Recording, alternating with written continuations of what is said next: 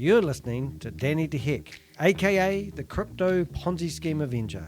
I earned that nickname by having a full featured article in the New York Times, who published a story about my quest to name and shame anyone running a Ponzi scheme or a scam. I hope you enjoy the show.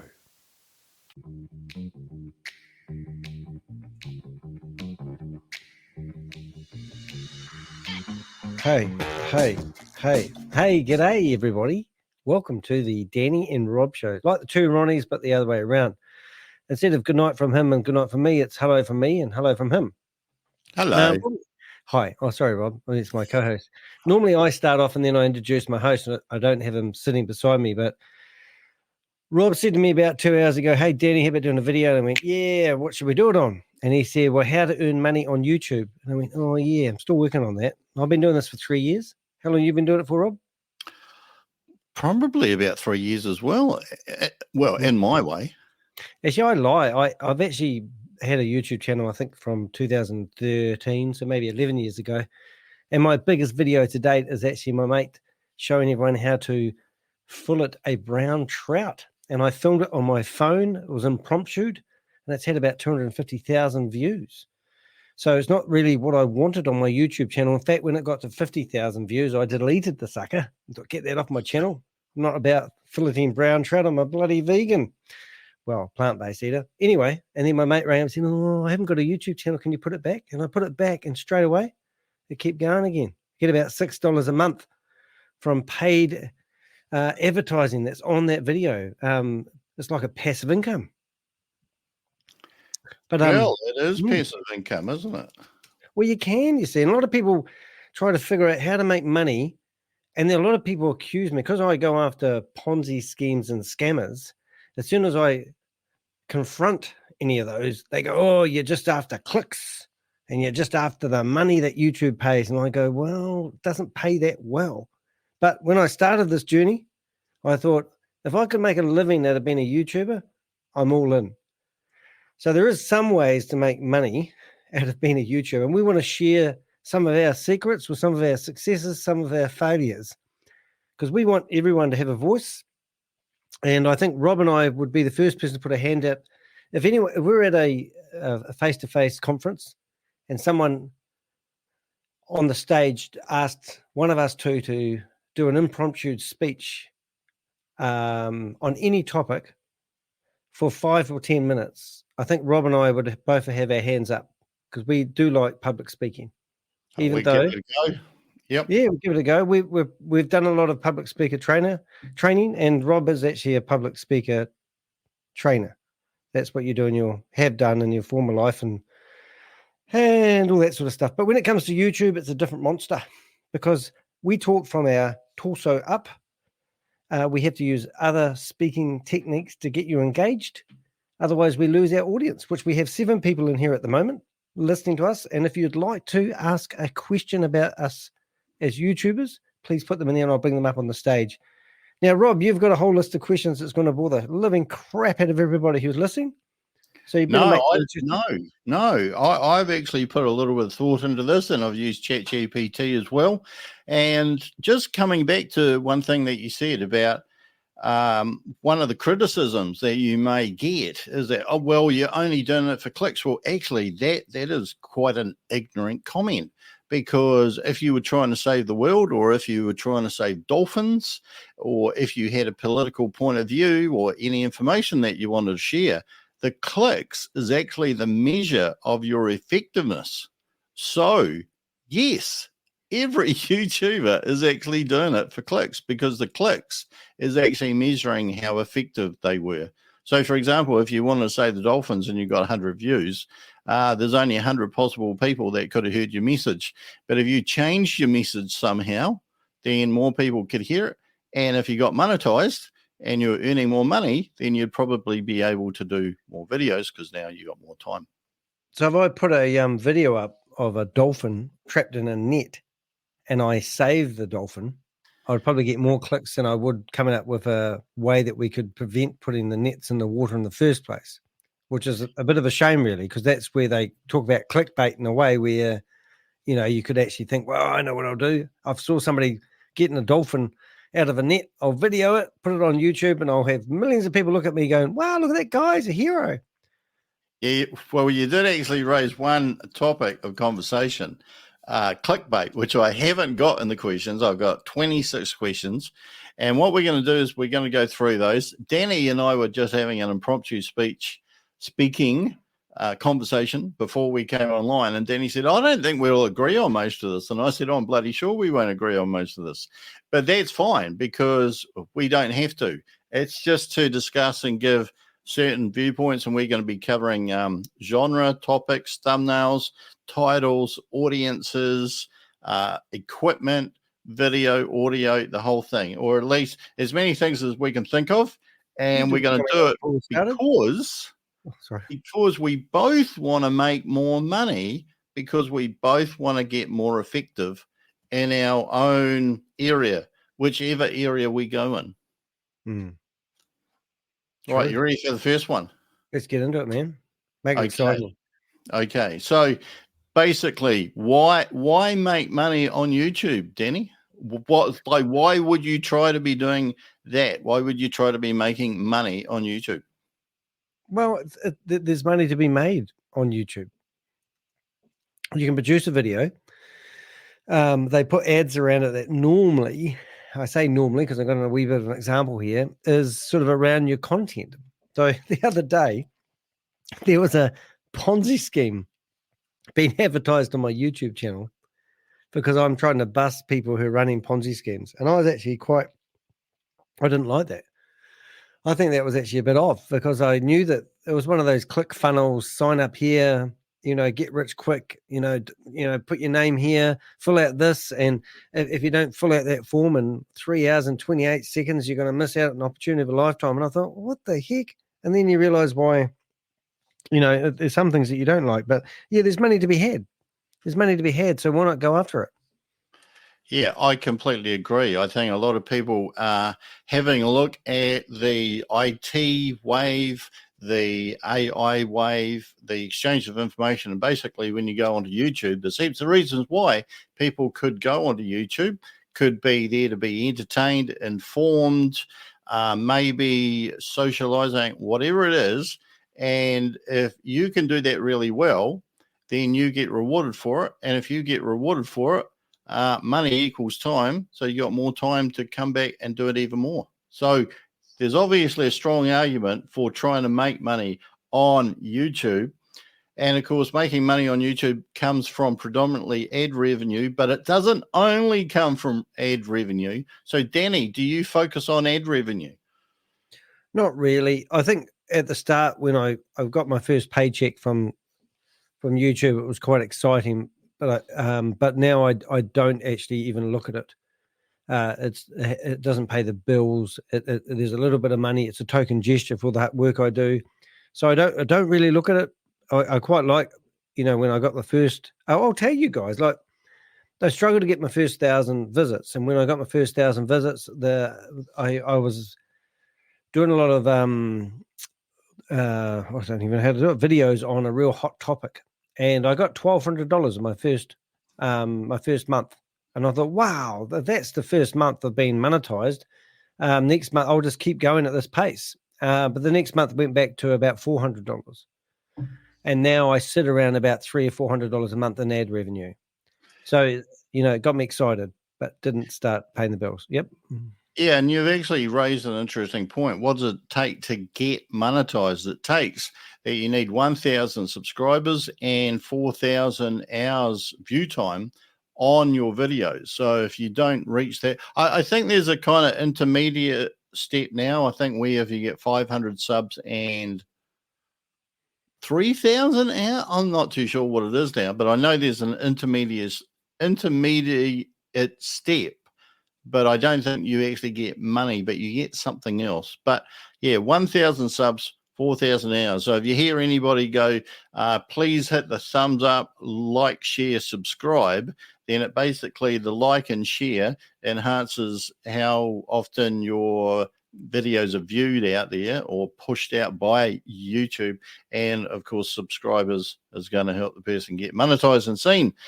I do focus on ad revenue, at least I will be for this conversation, because the other things like super chats, in fact, you would know more than me about this, Danny. There are other ways without going into sponsorship or anything else like that. But there is Patreon as well, where people sign up to Patreon and they basically support your channel. But you can join memberships as well, can't you, on YouTube? Yeah, there's quite a few things you can do to get a little bit extra.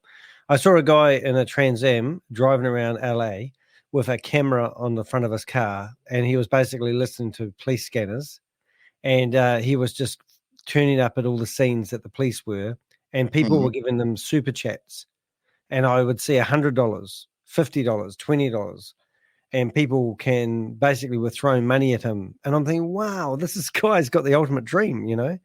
So, you know, and I think I've earned $150 in a day from super chats. And a lot of people supported me by hitting the super chat button. So if you've got great content or you've got a great story, or maybe I have some days had such a bad day that people have taken pity on me, because I actually try to be really transparent on what I'm doing. And, you know, if I'm struggling financially, I'll tell people. And then all of a sudden you get a bit of money and it's quite good. So I can only assume that if you did have a channel where you were not just looking for ad revenue, but you maybe gave a lot of value to people, or you may be doing some workshop or some training that people find that was really good. I'm no good at sales, but if I said to people, hey, look, you know, if you're enjoying the video, you know, why don't you give us a super chat, give us $1. It might not be much for you. I just don't like doing that. But when I do it, people do give me money, and it is a way of getting a bit of extra money out of your YouTube channel. And I think you know, and I think it's fair. I think, you know, like if you went to a movie or if you went to a busker on the stage, you know, some of the stuff I'm doing is quite dangerous. You know, I'm going after these scammers, and people just listen to me rave on day in, day out. But they don't ever think that if I was listening to a busker and they said, give me $5, they'll flick out $5. I don't know if it's the technology, but in saying that, I have actually made probably 40% of the money I've made on my YouTube channel has been from people throwing money at me. I mean, Excellent. you know, Yeah. so that's another way of getting money straight away.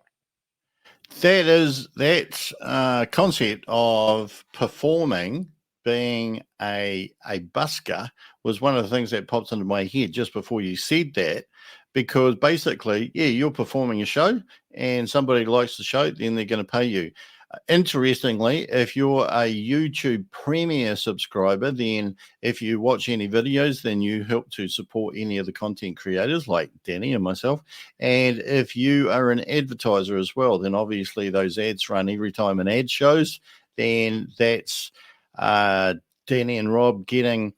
I've kind of worked this out really loosely. I haven't done my research, but I will do.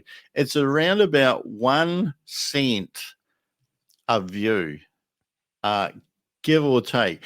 There was a lady who did a video who asked the question, how much money does a YouTuber get paid for 1 million views? And it's around about $10,000. So it's not a huge amount of money because it's very, very difficult to get 1 million views. And it's just on here that it says that ChatGPT says ad revenue is a passive income stream, but may not be the most lucrative on its own. Diversification is key. And one of the things to think about is that if you create a video today, which some people may want to watch in 1, 2, 3, or 10 years' time, that every time they do, if you're monetized, then that's passive income. Should we focus on genre? And I'll just explain that just for our viewers. The importance of niche and audience targeting and maximizing engagement and revenue. So in other words, if you've got a singer, you could have a rock band, you could have a country band, you could have a grunge, hip hop, anything like that. So it's a particular genre. Now, Danny, your genre seems to be crypto Ponzi schemes. Is that where you think you should focus if you want to make the most money on YouTube? Or do you think you should just create the best videos or at least the ones that will get you the most clicks? Yeah, I think I definitely want to go after the Ponzi schemes because I've got a story that goes behind that. But I think I've had to think about it. It's definitely not the well. In saying that, when I was doing the Ponzi schemes on Hyperverse, my videos would get up to anything from 3,000 to 8,000 views within a week, and I probably didn't value that traffic at the time. But these days, it seems like I've fallen out of favor with because I had that lawsuit. My lawyer said, "Oh, lay low for a couple of months while we, figure out this court case that you've got to go through." I took the wind out of my sails, and I've never really got back the traffic I used to have. But nor the scam that I was busting wasn't as big. The ones that we're doing today aren't as big as Hyperverse. It was a $1.9 billion scam, and I was right on the tail of it, and I was talking to all the big people that were running it. So in saying that, the answer to that is I've forgotten the question. What was the question? Do you focus on a genre? And of course, what you're basically saying is that when you're doing Hyperverse, you did focus on a genre. You're still focusing on a genre, but it's not getting you the traction that it used to. No, and I have looked at other videos. Like you encouraged me to do a video about how to tie your tie. Now, I used to be a Jehovah's Witness, and I used to put a tie on, 3 to 5 times a week. And then you showed me this video where this guy's tying a tie that was done like in 1981. And I thought I can do with all my flash gear, my tying skills, I could produce a video. And I think to date it's had 150 views. Okay. So yeah, that's interesting. Yes. But that video is probably marinating in Google and will probably one day take off in a hurry, and we'll never know why. Just wanted to say that. And that's what we hope for.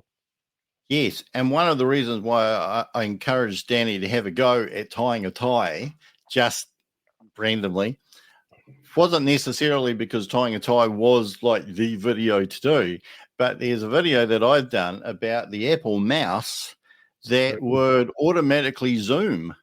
So you're watching your screen and it would just zoom in. And then every time you tried to hit, I think it's Command minus to zoom it back out, it would never quite go back to where it was. And it was really, really frustrating. So I decided, if this is annoying me, I'm going to try to find a problem. Try to find a problem for it. Yeah. I had a problem, find a solution for it. I did a video. It was horrendous. I got less than a view a day for the first 100 days, and now it's my most popular video. So you just don't know when they're going to take off, or even if they're going to take off. How long? Because you had that for ages. How long before it took off? It took over 100 days, over 3 months to get to 100 views. So there's hope for my tie ones yet. Yeah, and now it's, in fact, your tie tying is far more successful than my one was at the start. And the interesting thing is that as long as there's a magic mouse, someone could potentially have that zoom problem. And as long as there's ties that need to be tied, somebody could potentially go and have a look at it. So I don't focus on genre. I have been lately because I wanted to focus on one thing, which was around crypto as well. But I wanted to focus on that so I could nail it, entertain myself. It was probably easy because the content was there. But to be perfectly honest, going forward, I am going to focus on clicks, not because I'm focusing only on the money or anything. And I don't even think there's anything wrong with that. But I see clicks as me giving value to somebody, because if they weren't getting value, they wouldn't click on it. So do you enjoy YouTubing, Rob? I love YouTubing. In fact, coming up is one question where how can I take an idea that has popped into my head and get it onto a video in the shortest possible time? But we'll come to that. So that's genre. You say yes, possibly, and I say yes, possibly, but it's not my focus. It's got on here, this is a thought, because I asked ChatGPT for any thoughts, not that it's supposed to think. But it said, choosing a focused genre can help build a loyal audience, but versatility can also attract a wider audience. we've got 14 people listening to us as we recorded this session live right now. What do you think, because you're on my YouTube channel, what other genre of stuff could I come out with that you'd still listen to me? Are you here because you like listening to Danny DeHeck, aka the Crypto Ponzi Scheme Avenger, or are you here because you're starving for knowing whether a Ponzi scheme or a scam is true and genuine, or are you hoping that we've got some latest updates for you? I mean, because it is actually quite an interesting scenario. Is like, like I believe that people are here because they enjoy my intellectual words and the way I express myself and the things I come out and say, or the way I say it, because even I think I'm a bit quirky, and I'm not trying to be quirky, but because I'm dyslexic and I get things wrong, I think sometimes that's quite entertaining for people. So I think I'm quite unique. Yes, I actually wrote down here just because you said that, and this is actually like I am literally doing this. We just lost 5 people. After that rant, I lost 5 people. I am literally writing down, because I am doing this to brainstorm, my own due diligence moving forward. But I wrote down, are people listening to the content, or are they listening to the presenter? And the other thing is that even when we get views, we don't always know why we got them, because that's an interesting thing, because every now and again you could get 1,000 views on something, or even 10,000 like Danny has, and you think, I didn't think that was such a good video. How come everybody's watching it? Now, this is the thing you mentioned before, and I think it'd be good to go back a little bit. I know that when they've got a launch and they've got something that's going to be released, and if we piggy bank and do it live at that same time, and let's say you had 380 people in your chat room one day, mm-hmm. and that was because you were providing a service that people couldn't get. So your water bottle was transparent. That's really cool. Fantastic, eh? Look at that. Yeah, it's quite neat. I quite like that. So I think, so people tuned into you because they wanted to hear the announcements. They couldn't find it anywhere else. They scrambled around the internet, and you just happened to be there at the right time. And I remember seeing that 380 people in your chat room, and I thought, I won't say what I said, but I would not. I've been doing this for 3 years, and this friggin' and I had about 50, and I was doing all right, but you really creamed it that day. And that was quite cool. But that's another thing you could do. I know I was talking to one YouTuber, and he said he only goes after the celebrities to do videos on because that's where the traffic is. And I think if you want traffic, there's other ways of getting traffic. But I just don't, we're going after little wee shit Ponzi schemes, which are taking millions of dollars from people. And we know the intricacy of them. But at the end of the day, people aren't searching for Shabbos. People aren't searching for We Are or Satoshi. Or whatever we're busting at the time. So we could go after the CoffeeZilla, the Paul Hogan's, or the Hogan Paul, whatever his name is. If, we could do videos, but I think I'd have probably more lawsuits than I have, so it is a hard one to do. Like, do you go after the traffic, or do you go after what you're versed in? We'll be right back. Wake up. Wake up. Wake up. Don't go to sleep on me. That's an elephant. I don't know why, but I like elephants. I think it's because my mum said no one's talking about the elephant in the room. I hope you're enjoying the podcast, and you don't want to or even think about changing the record. I've got some really cool sound effects, and I just had to find a place to use them. I can do explosions. I've even got a gunshot and a boom. Isn't that quite cool? Anyway, I just wanted to wake you up. Wake up, and we'll get into it. And by the way, just grab a drink. I'm going to grab a glass of champagne. Let's carry on. That's good. All right. Grab a coffee if you like one as well. All right. Next question. Importance of a good title. And I'll just read out what ChatGPT has put here. How titles impact click-through rates and discoverability. And it's a thought here that ChatGPT has got. A compelling title is crucial. It's the first impression your video makes. So for me, I'll just answer this question. I know that I want to put in there as much information in as fewer words as possible.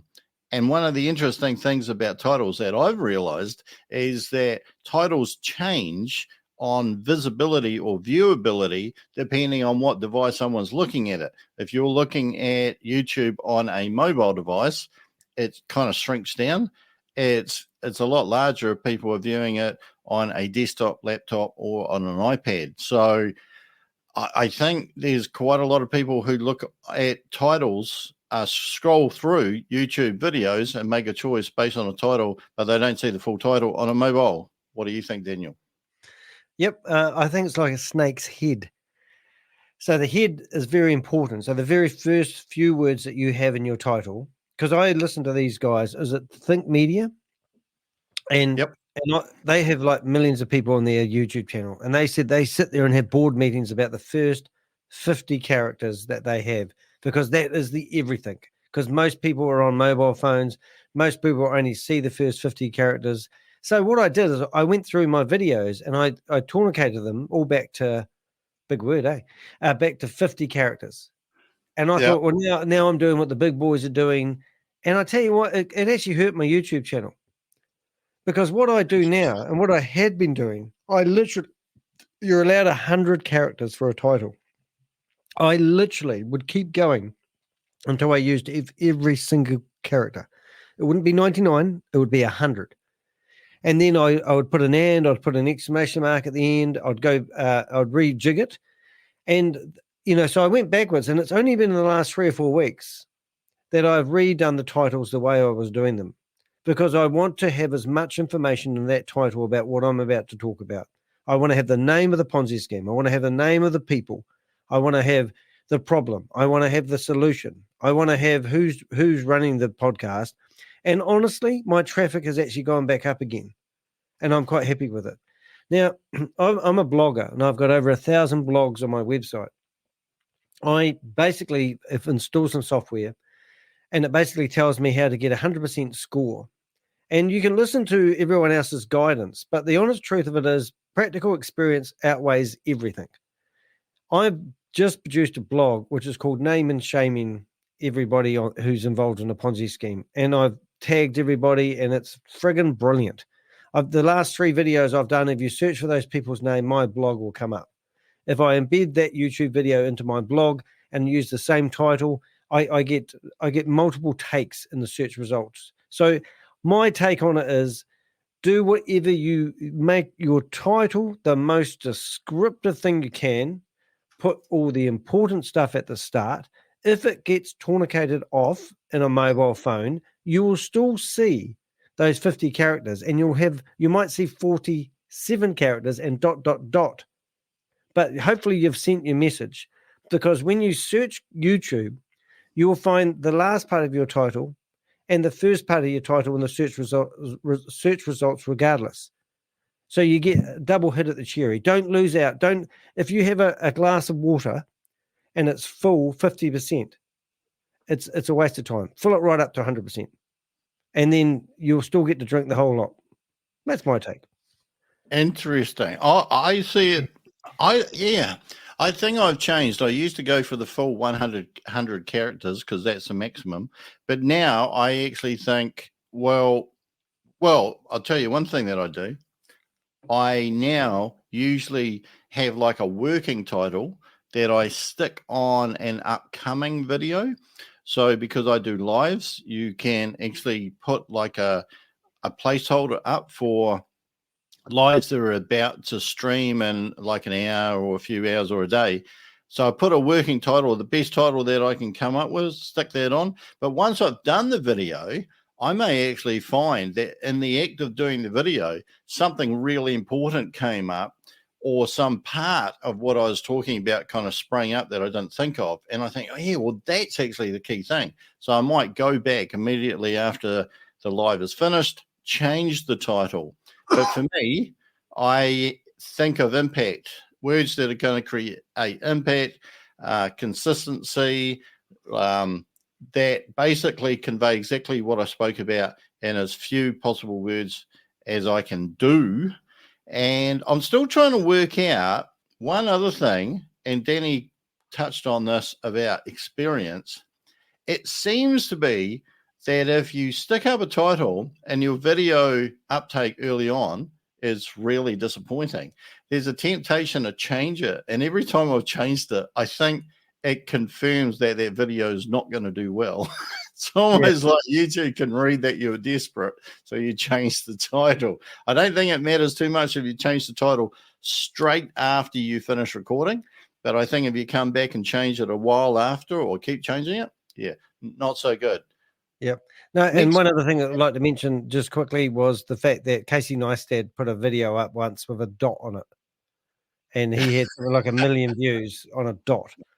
Well, I can't remember the video, but I remember it was something, instead of going to all the, so it just shows you. I mean, if you've got an active audience, it doesn't really, everything that we talk about now doesn't matter. But what we are talking about is search engine optimization. We're talking about if you search for a video and you find it, for example, if you search for boomerang, unfortunately, my videos don't rank like they used to. But when I was doing hyperverse videos, you would search, is hyperverse a scam? And I would pop up everywhere. And then you got to figure out now, if people are using YouTube to search is one thing. If they're using Google, it's another thing. So now I used to use my podcast, my website, and YouTube, and I used to scattergun my information everywhere. And so somebody might find a Twitter post, and that comes up in the results. Somebody might find me on Reddit. They might find my Telegram. They might find Telegram, but they'll find other things that lead me back to my videos. So it's like a spider with many legs. Yeah, that's actually one thing that I hadn't thought about where you place or where you market, or where you market your content. Whether you have like a Facebook page, I know some people have a Facebook page, although people seem to be going away from Facebook and onto something like Twitter so that they can engage a lot easier with their audience. So the moment that they drop a video on YouTube, it gets shared onto LinkedIn, Twitter, Facebook, and all of those other things that I know that Daniel, you live stream multiple channels at the same time, don't you? Let me read them off. Facebook, LinkedIn, YouTube, Twitch, X, Instagram, Kick, and Rumble. I'm streaming right now. Yes, my apologies to Elon Musk for calling X Twitter again. He must hate that, eh? Oh, he must. And I know he listens. He listens. X doesn't have, it's one of 26 letters in the alphabet. So maybe if he got A or B, C. I know. It was a poor word choice. But, of course, he's got SpaceX. And did you know that PayPal used to be called X.com? No. So he's gone back to something. Yeah. So X is this thing. Pretty sure that's right. Anyway. Oh, here's a start of a 10 for any of our audience out there. What was the original working name of Amazon? I've heard this before, but I've forgotten again. Relentless.com.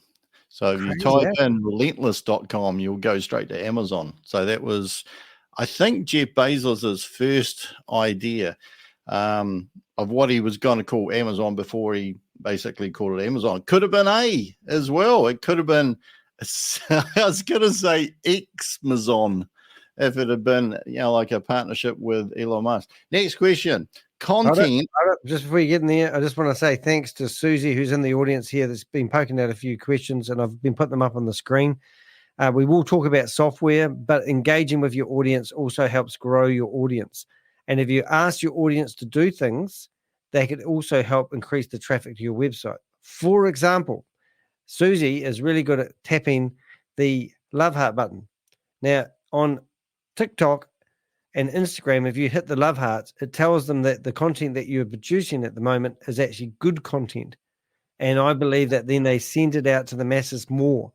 So it's just a thing. I don't even know if it's right, but it makes a bit of sense to me that if you get engagement while people are listening, I think then YouTube pick it up and go, let's share this out to the greater audience.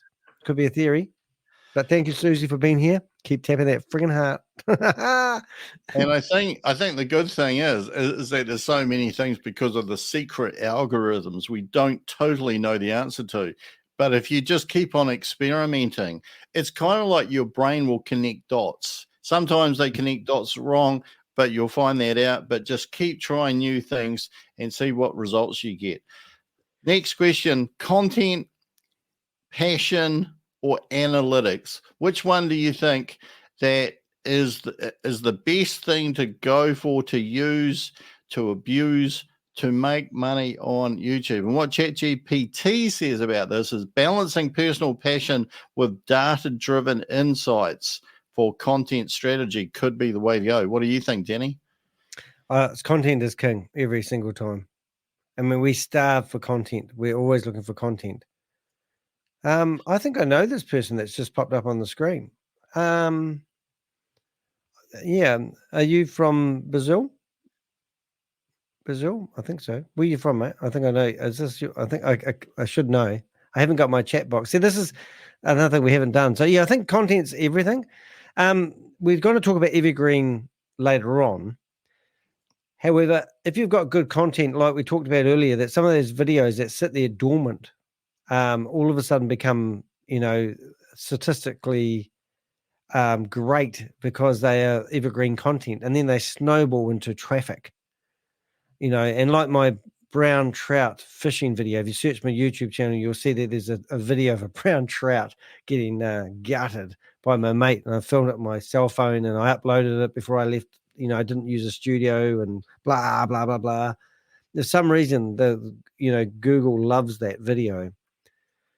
Yeah, so I haven't figured it out yet, but yeah, it's an interesting one. I totally agree that you got to have good content. You got to have content that keeps on coming.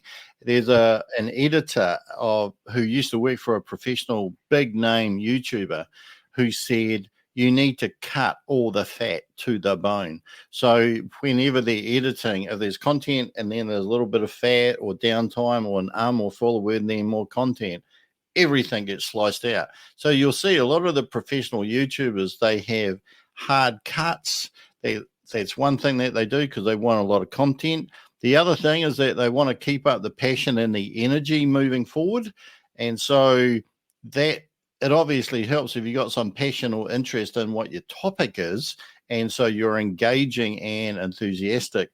But what I'm really curious about, and I haven't really started, I've dived into it a little bit. I know that Danny got me into having a look at the analytics, and I have a look at the analytics because I've got a business degree, and a lot of that was really focused on analytics. What I want to do going forward is actually let the analytics lead me rather than lead the analytics.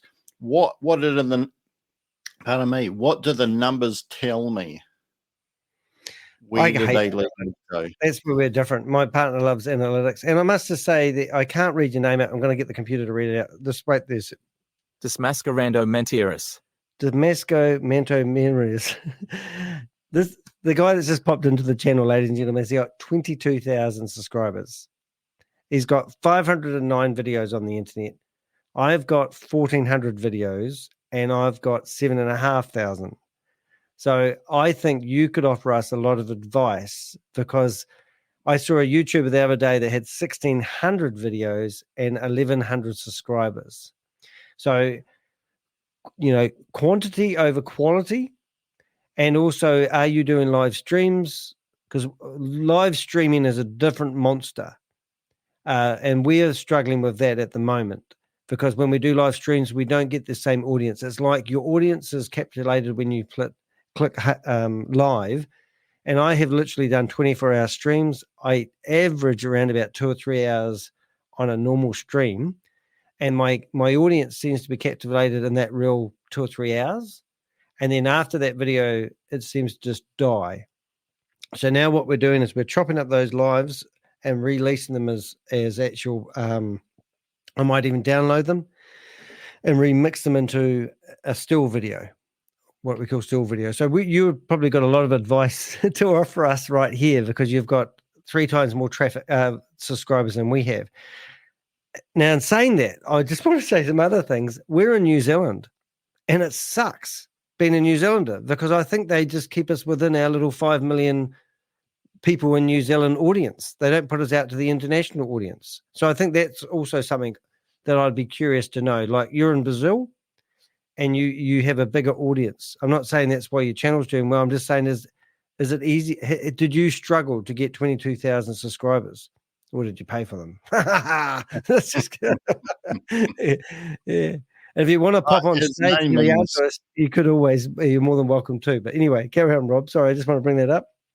His name is Will, and Desmascarando Mentiras means unmasking lies. Hello, Shirley, and hello, Susie. Great to have you on board. Yeah, so I would like to watch the analytics and really interpret them better. That's an interesting thing that you were saying about doing a longer video and breaking it down so that you can actually produce some shorter videos, maybe multiple shorter videos from that one long video, and maybe shorts as well. So that's another way of quickly and efficiently creating extra content, whether that helps, whether that's worth the time. The only way you're going to work that out is by doing it. And does the accent or location help or hurt? I know that Australians, because I watch a lot of tech videos and my daughter watches a lot of videos, a lot of Australians have got mega channels, like really big channels. So it hasn't hurt them. Sometimes it's very hard to tell whether it's a Kiwi or an Australian, because the accents can be very, very similar sometimes, depending on what part they came from. Next question. What are your greatest assets and how can you use them to make money? Well,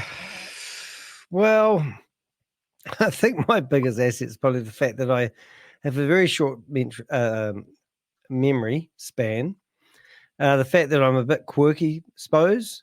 I'm authentic, I like to think. I'm also doing things that you shouldn't do. Like, you don't go up to a big, dirty, mean scammer and poke him in the face and call him a scammer and publicize him all around the world as a, I think I'm Danger Mouse, I mean, I do find that I'm unique, and I think, like, I've had people push me in to do things and, oh, why don't you do this? But I don't have any fear when it comes to ringing up people. Like, I'll tell you what I did today. I rang up Yvonne Murray 5 times today as a lady went busting, and I left messages on her answer machine that I probably wouldn't put on air. Now, I've done that because I can't stand the lady, and I have a personal vendetta against her. Now, in a normal world, people might say, well, that's that's not very ethical, and maybe that's not a good idea. And I go, that lady's I won't say, but she's disgusting. And I personally think people see my passion and they see my sincereness. And I'm not doing this for clicks. I'm doing it because I think that lady is a disgusting individual and she doesn't have any right to do what she does. So maybe that follows through. I don't want to think I'm a puppet and getting manipulated by people who taunt me to do things. But even now and again, it hits me like a ton of bricks.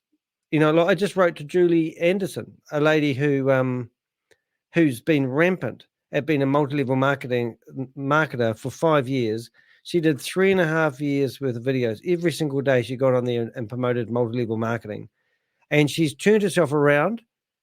And now she is just an advocate at exposing multi-level marketing companies. And she's an effing legend, And all of a sudden, she's done no videos for 6 weeks. So I'm concerned about her. I've emailed her today. And then I found her last interview. She was on with this lady. So I hadn't seen this lady before. And then I checked out this lady, and she hates multi-level marketing. So I reached out to her. And I sent this lady 10 messages basically saying, we need to hook up. We need to make some noise about multi-level marketing. What's happened to Julie? And I think because I'm, I'm so hell-bent in making a difference and stopping these scammers, I think that helps me. I think that's my strength. And I hope that's my strength, and I hope I don't look like an idiot, because I actually feel like I don't care. I'll put everything into exposing these bastards. And I think that's why I've got the support that I do, and a lot of people support what I do. Right. Well, I kind of need to recover from that one. Bit of passion there when he comes to when Danny was coming to his greatest assets. I don't have anything anywhere near as passionate as that.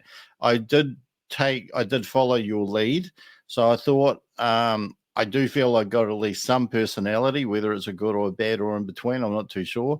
Authenticity, my voice. I think my voice is at least reasonable. And I think I can be, and you did jog my focus here on a few things. I would like to be disciplined and turn that into an asset. I'd like to think that you and I have a point of difference in various ways without going into it too much.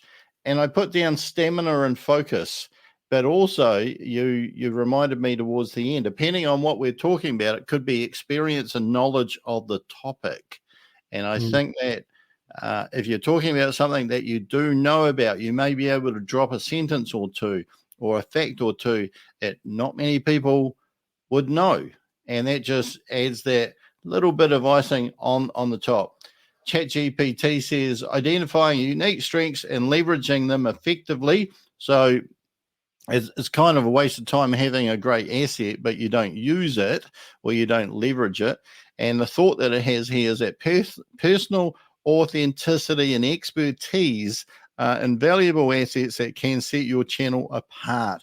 And if your channel does have a point of difference, then it kind of rises up. And I do notice that when I search for certain reviewers myself, there's some reviewers that have got big followings. They just don't stick with me for some reason, whether it's their thumbnails or their name or whatever. And then there's some others that I just watch all the time. Like there's a guy called Casey. Oh, I've forgotten his last name, but he's got a channel called Camera Conspiracies. All right. Yeah. And he's funny as hell. And he reviews cameras and he basically rubbishes the whole lot. And he's really funny doing it. Nobody really takes him that seriously, but you do respect that he is actually quite knowledgeable. But he does it for fun and his personality really shines through. The next question is... His videos are real bad though, aren't they? Yeah, they are rough as guts. They really are. And an interesting thing is Mr. Beast, I think God asked a while ago about, because he's huge. Is he the biggest YouTuber? I think he is. Yeah.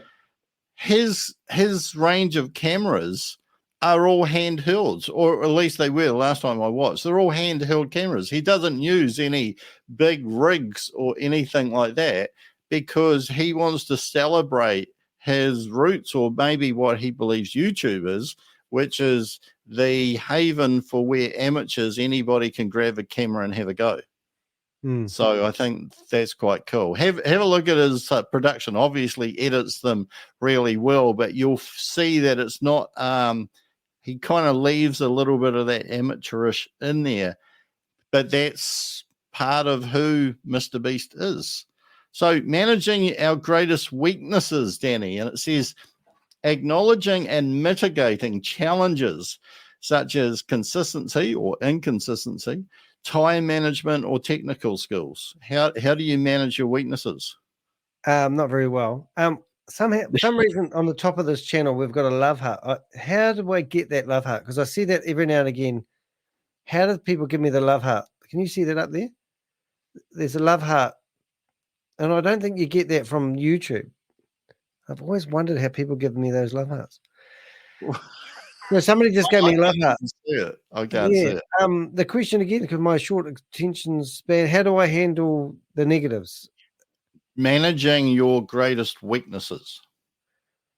Well, I do wear my heart on the sleeve, and I do take criticism to heart, and there's no doubt about it. And I think my nature is to please everybody, but the reality is you just can't be all things to all people. So I think that's managing that as like my channel is my door to the world. I like being a YouTuber. I like having an opinion. I like making a difference. So when I get a bit of criticism, I do struggle to take it. And I will say what the obvious is. Danny can't take criticism. Danny doesn't want feedback.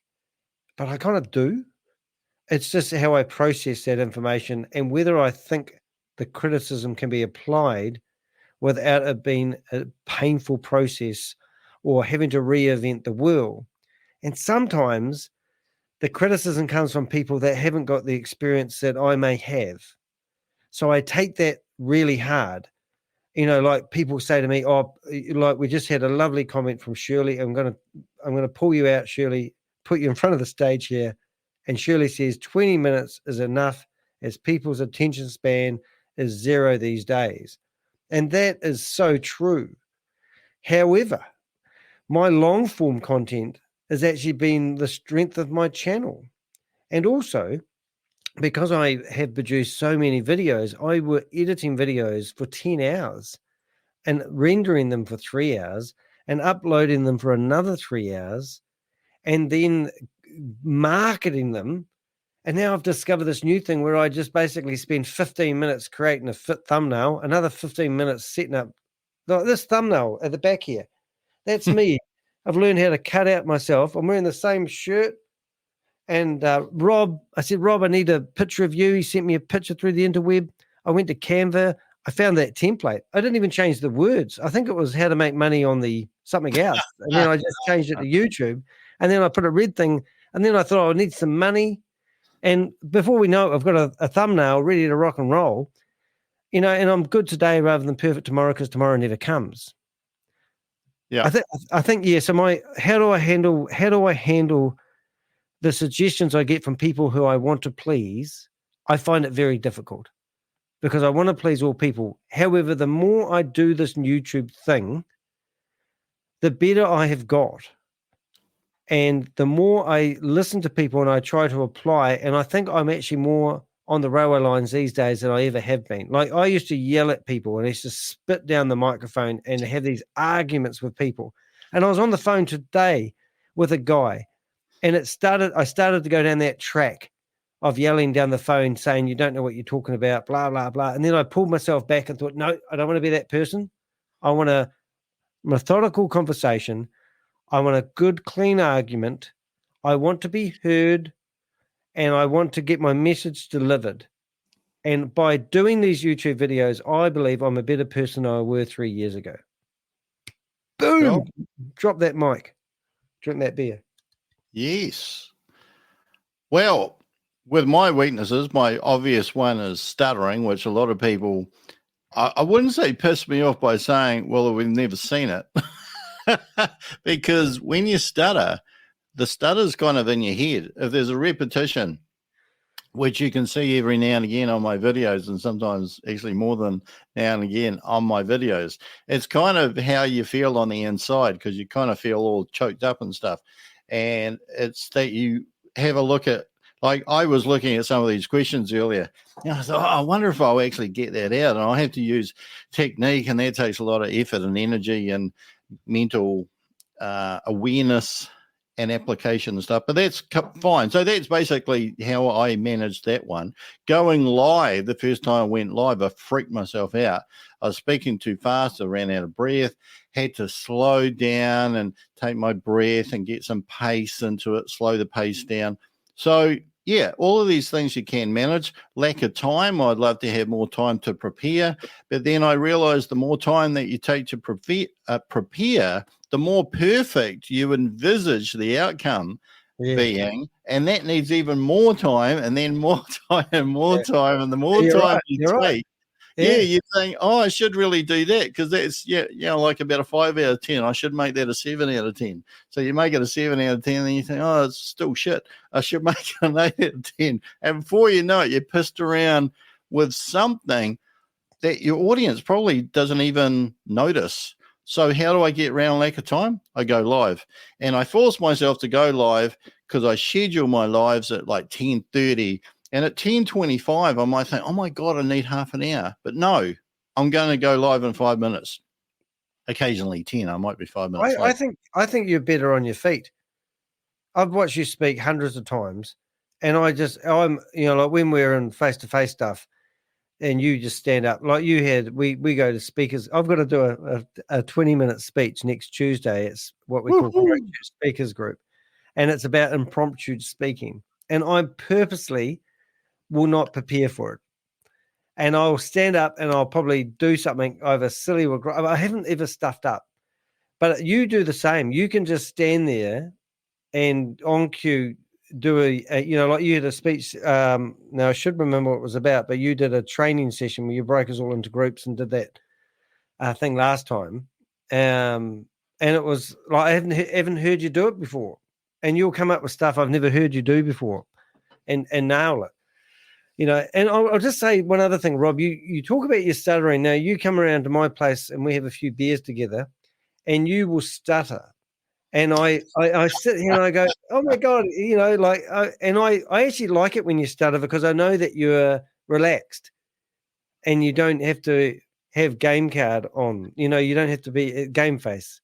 You're just sitting there relaxing and speaking naturally and feel like there's no pressure, because there's a guy in our speakers club at the moment who's new and he stutters and he doesn't even, he I don't know what you call it, but he does not even make any excuses for his stuttering. It's like I don't know what that's called, but Yeah, he's an overt stutterer. He's an overt stutterer, and he basically doesn't care. And that's actually a great place to be in. Like, you might care a little bit on the inside because everybody wants to be better at whatever it is that they're doing. But yeah, he's an overt stutterer. I'm a covert stutterer. Sometimes I'll substitute words. Try not to, particularly when I'm on a live like this. And I'll just say that one of the other weaknesses that I have, I think, is I've got too many ideas. And when you have too many ideas, you are never short of ideas. You're actually not too sure which one to run with. How I got round that and how I actually became monetized, how I got to my 1,000 subscribers, because it looked like I was never going to get there, to be perfectly honest. I just decided stuck on 390 for bloody friggin' months. I was there forever. And I just decided around about Christmas time, I'm going to do a video every day. That's it. Even if it's shit, even if I'm away, even if I just have to pull out my camera and just stand there and go live and speak for like one idea that came into my head for 3 minutes. And that's what I did. And that got me started. That got me through all of this perfectionist, overthinking, stuff like that.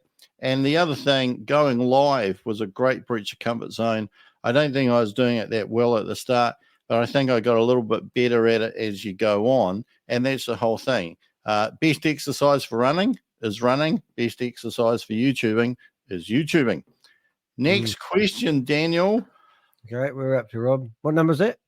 Number 8. What role do you think you can, or what role in monetizing or making money out of YouTube do you give to ChatGPT and other AI tools? No, boy, I'll try to keep this really short. ChatGPT is amazing for me. I use it like a calculator. So if I have a lot of key commands set up on my computer because I'm dyslexic. So if I write a paragraph twice in a week, I'll have it set up on my computer.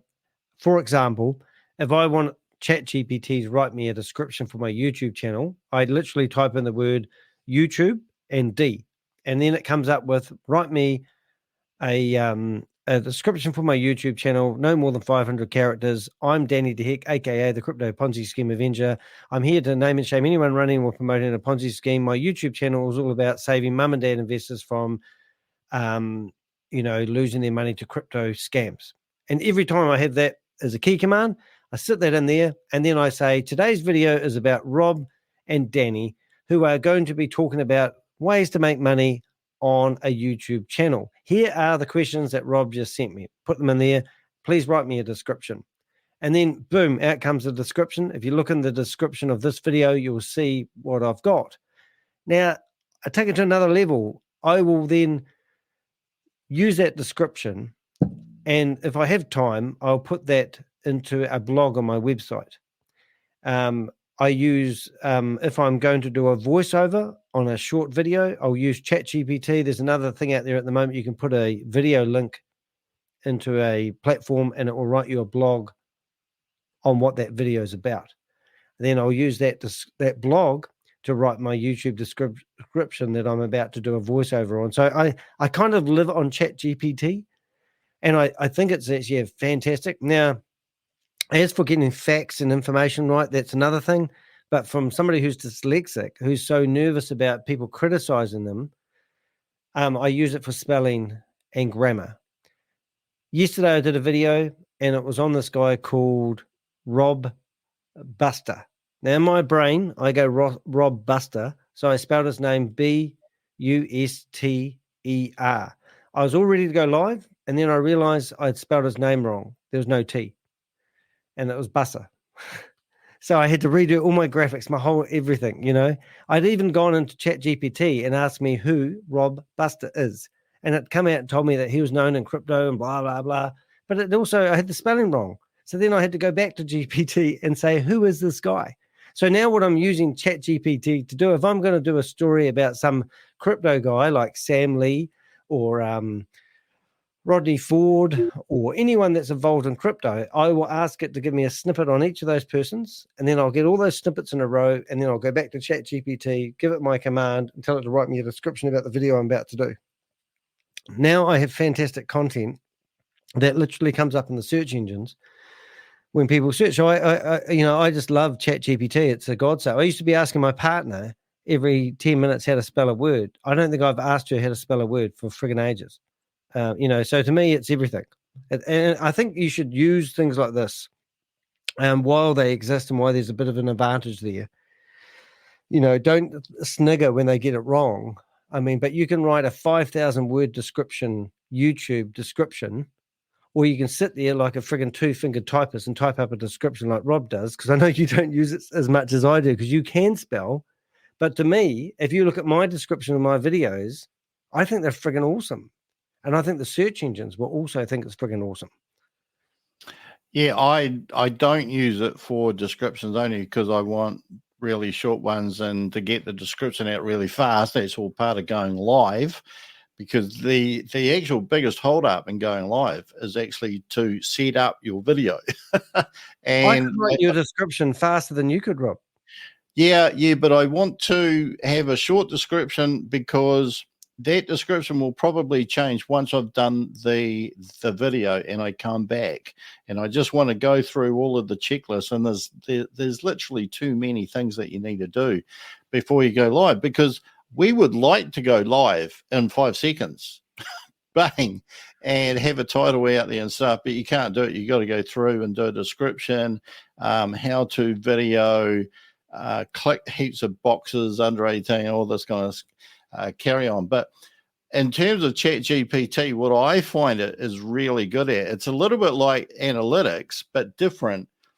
That I was just wondering when you were talking, what it would be like if you delegated a lot of the decision making to ChatGPT. Like, for example, I run another business, and I was thinking, I am applying a certain strategy, it's a loose strategy to that business. What would that look like if I'd actually used ChatGPT?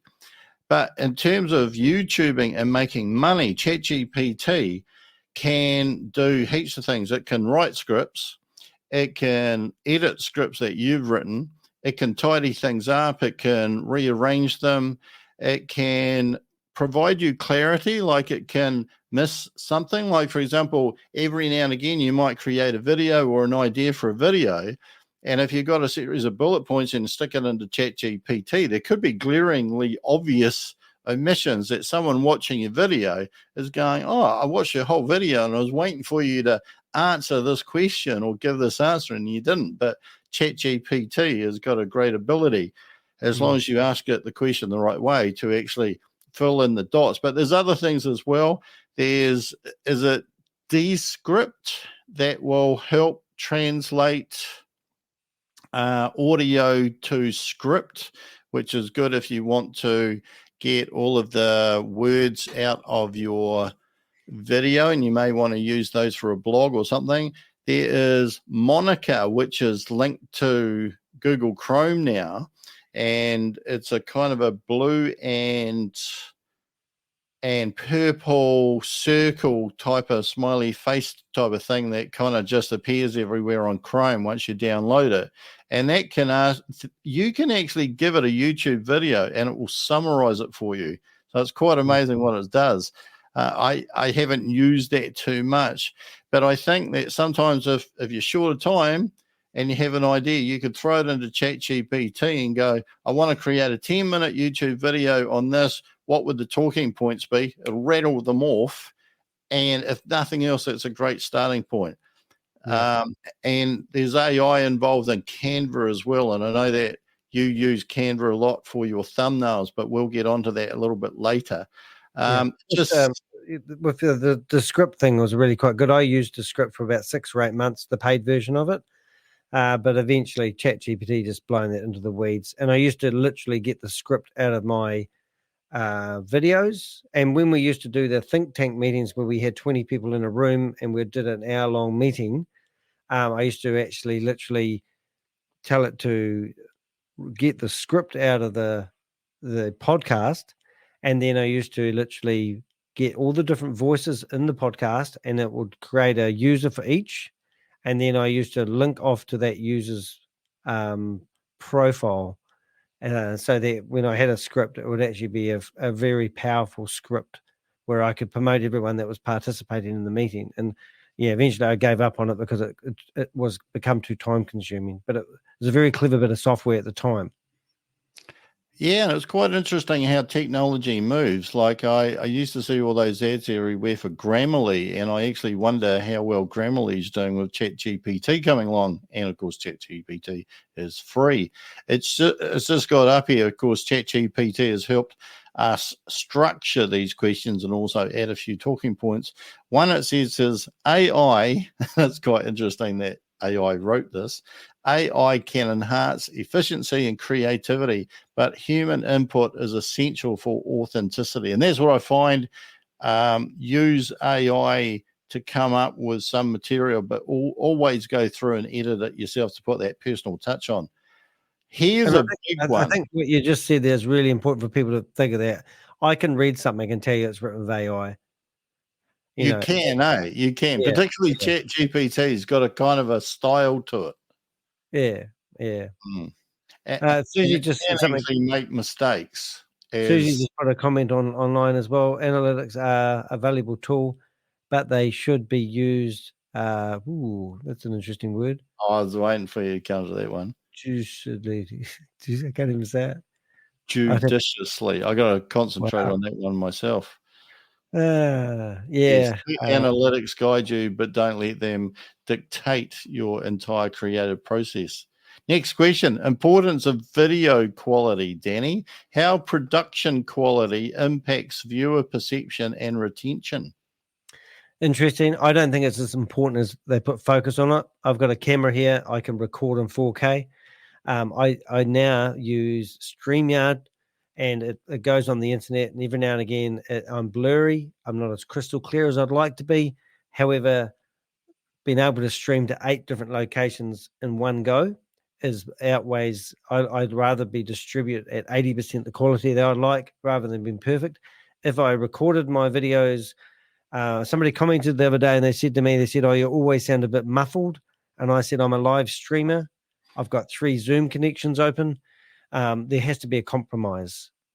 And I truly believe that you need to compromise. I mean, the best thing I really want is good sound every time, because I know that you guys aren't actually looking at me right now because I've got my fingers up my nose and you aren't seeing that, right? Or you are? Okay. But you know what I mean? It's like, so I think sound is most important, but I do think if in an ideal world, if we had a studio camera going right now, I've got a Sony A400. It's my favorite camera. It's my street photography camera. I love that camera. I'm looking at it, talking to you right now. It's fantastic. It's got a prime lens on it. I can go blurry and face. See, it just went blurry. It's quite good. And I love it, but I don't think it's everything. As long as even my lips, as I'm talking, aren't in sync anymore. I still do. I have this clicker thing. And I'd see a spike in the audio and I'd look at the button, and as it went in, I would know that would be when I'd line up the audio exactly to that point, and then my lips would be in sync. I'm actually out of sync by 300ths of a second, and I can't fix it because I'm live streaming. But you guys put up with it. No one's ever complained about it. But originally, I'm sitting here going, trying to get the perfect sound, and but it doesn't really matter. No one's really complained. So you've just be good today rather than perfect tomorrow. I mean, when I get rich and famous and I get my big flash camera and I have a recording studio and a person behind the camera doing everything, like Joe Rogan, then great. But in the meantime, don't let the little things stop you from doing shit. Yeah, it is quite interesting. When I was starting YouTube, I had another camera, which was a Canon, I forgot, 650D or something like that, which is around about 10 years old, 11 years old, something like that. And what I was trying to do in the studio was to get the color, not the color right, was to get the lighting right. And I could never do it, because I realized the importance of light. You do have to have enough light on your subject, unlike what Danny's doing at the moment. You do need to have enough light on the subject to where there's no grain in the image. And that was a really big thing for me. As I spent months, months mucking around as an amateur, trying to work out actually what it was, and all of the things like aperture and focal length and all that kind of stuff was all foreign to me. I'm not a photographer. But what I realize now is that light, focus, and stability are the key things. You need to have enough light so that people can actually see enough. You need to have focus so that it's clear and it's not blurry, but because that'll hurt people's eyes and it'll just be distracting. And it needs to be stable. And I say it needs to be stable enough. Like if you're running or it's an action shot and it's a little bit jumpy or whatever, that's all part of it and it's perfectly fine. You'll see on some movies that the stability is not perfect. They don't use a steady cam all the time because they want a sense of urgency or action or movement or something like that. So that's what I found, and I agree with Danny. I can pick up my iPhone. I find iPhones absolutely fantastic. Probably any, in fact, iPhones have been really good for the last few years. This iPhone's about 2 or 3 years old now. It's perfect. I don't think that their camera technology has improved much in the last 2 or 3 years, and this is absolutely perfect. But yeah, they say that the best camera to use is the one you've got. The one that I'm recording with at the moment is also a Sony. It's not a Sony A6400 like Danny's. Not A400, by the way. Mine's a Sony ZV-E10, which is, I think, an absolutely perfect studio camera. There's one thing that Danny was saying. How come those professional YouTubers do this other stuff? They seem to be clear or whatever. What they do, they have cameras that have got very good dynamic range. And what it means is that you see if I've got a wrinkle or something like that around my eyes or whatever, a really top camera will actually smooth that out in a way to where the image kind of looks soft, but it's actually a very good lens and a very good sensor that they are using. But you don't need it. And Casey Neistat has shown on his videos that people have produced full-length movies for cinemas on iPhones even. So, don't piss around trying to get excellent video quality would be my end thing. If you got a phone, go with a phone. It will be. In fact, 2 of my boomerang videos that were the most popular were when I was up with my mother for 2 days and I shot them on the camera on my laptop with a light overhead. So terrible light, but it was good enough. It was good enough. That brings us on to the next one, the importance of audio quality, Danny. Yeah. Well, when the COVID was happening, I had a business networking company, and I just got into buying myself some good microphones. So this is a good microphone, and I wanted to record what I called our think tank meetings, and we sat in a room with 20 people. And I wanted to record it as a podcast. So fortunately enough, that happened just before COVID. So when COVID happened, I managed to take my good studio mic back home and realized that I'd bought the wrong microphone to record 20 people in a room, because this is called a dynamic microphone. And a dynamic microphone picks up on your voice. But I had a condenser microphone, which is used to record people who are playing a guitar music. And it picks up every single. So when I was recording my meeting, somebody would come in late and you'd hear high heels or they'd sit there with a spoon and keep touching the table with it. And you just hear the stupid spoon coming into the ding, ding, ding, ding, ding. So when I got back home, and then I realized that these dynamic mics basically cut out background noise, so if I'm, it's not too bad, but if I sit back here, you find that it's not really good. But if I get right here and talk dirty in the microphone, you get a sort of and at the end of the day, the sound's pretty much the same. But if I turn the sound up in the background at the moment, you might hear a bit of buffering because I've got some speakers in the background. And to me, when I'm talking, so you can play around a lot with a dynamic. But if that was a condenser mic, it would have been it took me a long time to get my sound right. And notice these things here. I don't like having headphones, so I can hear myself in here speaking, and it sounds quite nice. But I got sore ears having headphones. So I have this stupid, but this thing here, people go, what's that thing in the background? Well, that's the microphone that it comes with. And I could change the headset and get rid of the microphone, but it's quite handy when I want to do a voice prank on somebody. I can just plug in my iPhone and have this wee cable, and I plug that all in, and I can switch it all around and blah. But anyway, I think getting your sound right is quite a hard thing. Having echo is incredibly hard to get the sound right. Both Rob and I stuff up multiple times. I've been doing this for 3 years. I've got a PodTrack P8. No, I haven't. So I have.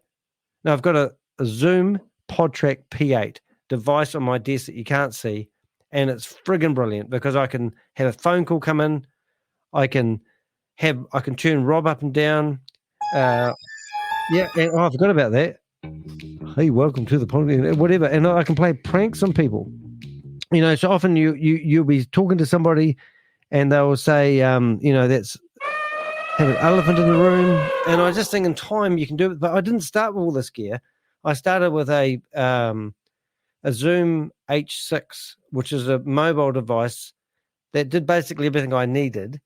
However, when I started wanting to play a YouTube video and talk and take a phone call, it got a bit complicated. So I think if you can start with a headset, plug it into a phone, and you'll have brilliant sound. You have 85% of what we've got now. Or go out and buy $1,000 microphone and $1,000 gizmo to have on your desk, and then plug it all into a computer, and then get a camera, try to sync it all up, and you'll find that you've been the first 6 months of your YouTube career pulling your hair out trying to get it perfect. And then you'll realize the most important thing is good sound, because most people don't look at you all the time. Yeah. Hey, look, I think there's a really interesting thing with sound. I used to watch a YouTuber called Podcastage. He's a young guy from Canada who used to review heaps of mics. And one of the questions that he used to get asked is, what is the best mic? And he said, there's no best mic. The important thing is that there's a mic that works well for your voice, but don't overcomplicate it, because one of the things that when I'm thinking about this right now, about audio and video, is that does the video or does the audio distract the listener? Because if it's distracting, whether there's an echo, blurriness, shakiness, whatever it is, if it's distracting, you're not listening to what the like that.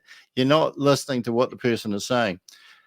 I experimented with the heaps of mics. I got a Shure SM7B, which is basically around about one of the best mics money can buy. All of heaps of professional YouTubers will have exactly this mic. Do I need it? No, I don't. I have used a Rode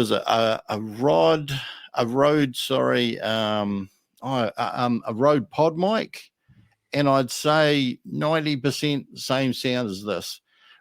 I still don't think I've got the sound absolutely right, but I have got it better in the last 2 weeks. But one of the things is, yours is fantastic.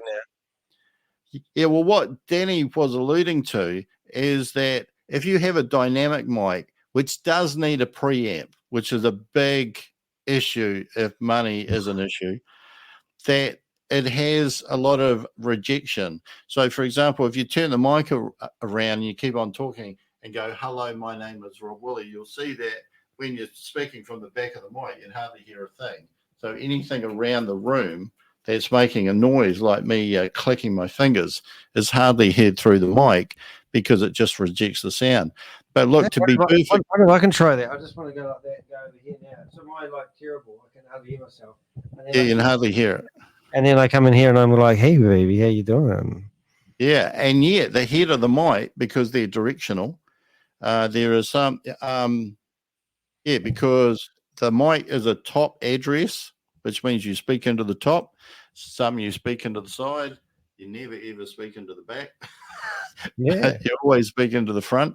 But if you had a condenser mic is kind of, it can just pick up, they're a lot hotter. So they can pick up a lot more sound around the back of a mic or anywhere in the room. I used to have a condenser mic, and if my daughter walked through the hallway and opened up a door, even though my studio is shut, I could hear the door going like that. It was quite amazing. So if you're out interviewing people, then you might have that mic, but for that reason, because you want to pick up him, and him. Yeah. If you only had one mic and you had like 2 sources or 3 sources that you wanted to record, a condenser would be the way to go. If you had heaps of money, each of them obviously would have their own mic and a dynamic mic. But I think if I were to tell anybody the El Cheapo way, I'd just actually go back to what I started with, which was a lapel mic, a wired lapel mic. And if you've got a wired lapel mic or a condenser mic, you don't need a preamp. A preamp's extra money. Usually the dynamic mics are more expensive, but not always. But a condenser mic plugs straight into your laptop or your desktop or whatever it is that you're recording from. A lot cheaper and 80 to 90% of the same sound quality, everything else being equal. But one of the key things is that no matter what your mic is, the closer your mouth is to the mic, the better your sound will be.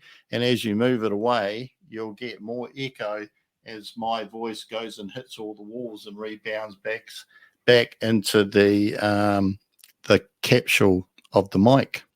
Next question. Just before that, those just want to say hello to Vanessa. I didn't see you in there before. Vanessa's she's even worked for us at one stage, worked for Helen, doing some of our orders. So I just saw you pop up there. It's nice to see. And also we did get a message back from Scully, who said she's a bit crazy today. Can't come and join us. She can only listen, so she's in another chat room. And that's really cool. Also, those wee mics are quite cool that you pin on. There's one that's made by what do they call it? DJI? Oh, yes. Yeah. And that's a great way to start out too. Yeah, or those Rode ones as well. And just an antique dealer tip here is that some name mics have really good resale value. If I sold this, I bought this mic secondhand. Apparently, mics don't wear out. Did you know that? Not many people know that. You can't actually wear a mic out. So even if it's like 10 years old, it'll, like, unless you dropped it or threw it somewhere, it'll be working exactly the same as it was. So you have a purchase mic, the purchase price, and then you have the price that you probably purchased it secondhand off of like an online auction site. And if you use it for 5 years and sell it again, you'll probably get all your money back. So basically it was free. Yeah. The first mic I ever bought, and I think 90% of people will buy it, is a Blue Yeti mic. Do not buy a Blue Yeti mic. They just seem to have, you go into Trade Me or eBay, whatever it is, and they're just everywhere. And I just sold mine for what I literally paid for it, and I was quite rapt about that. Yeah. All right. Next question, mate.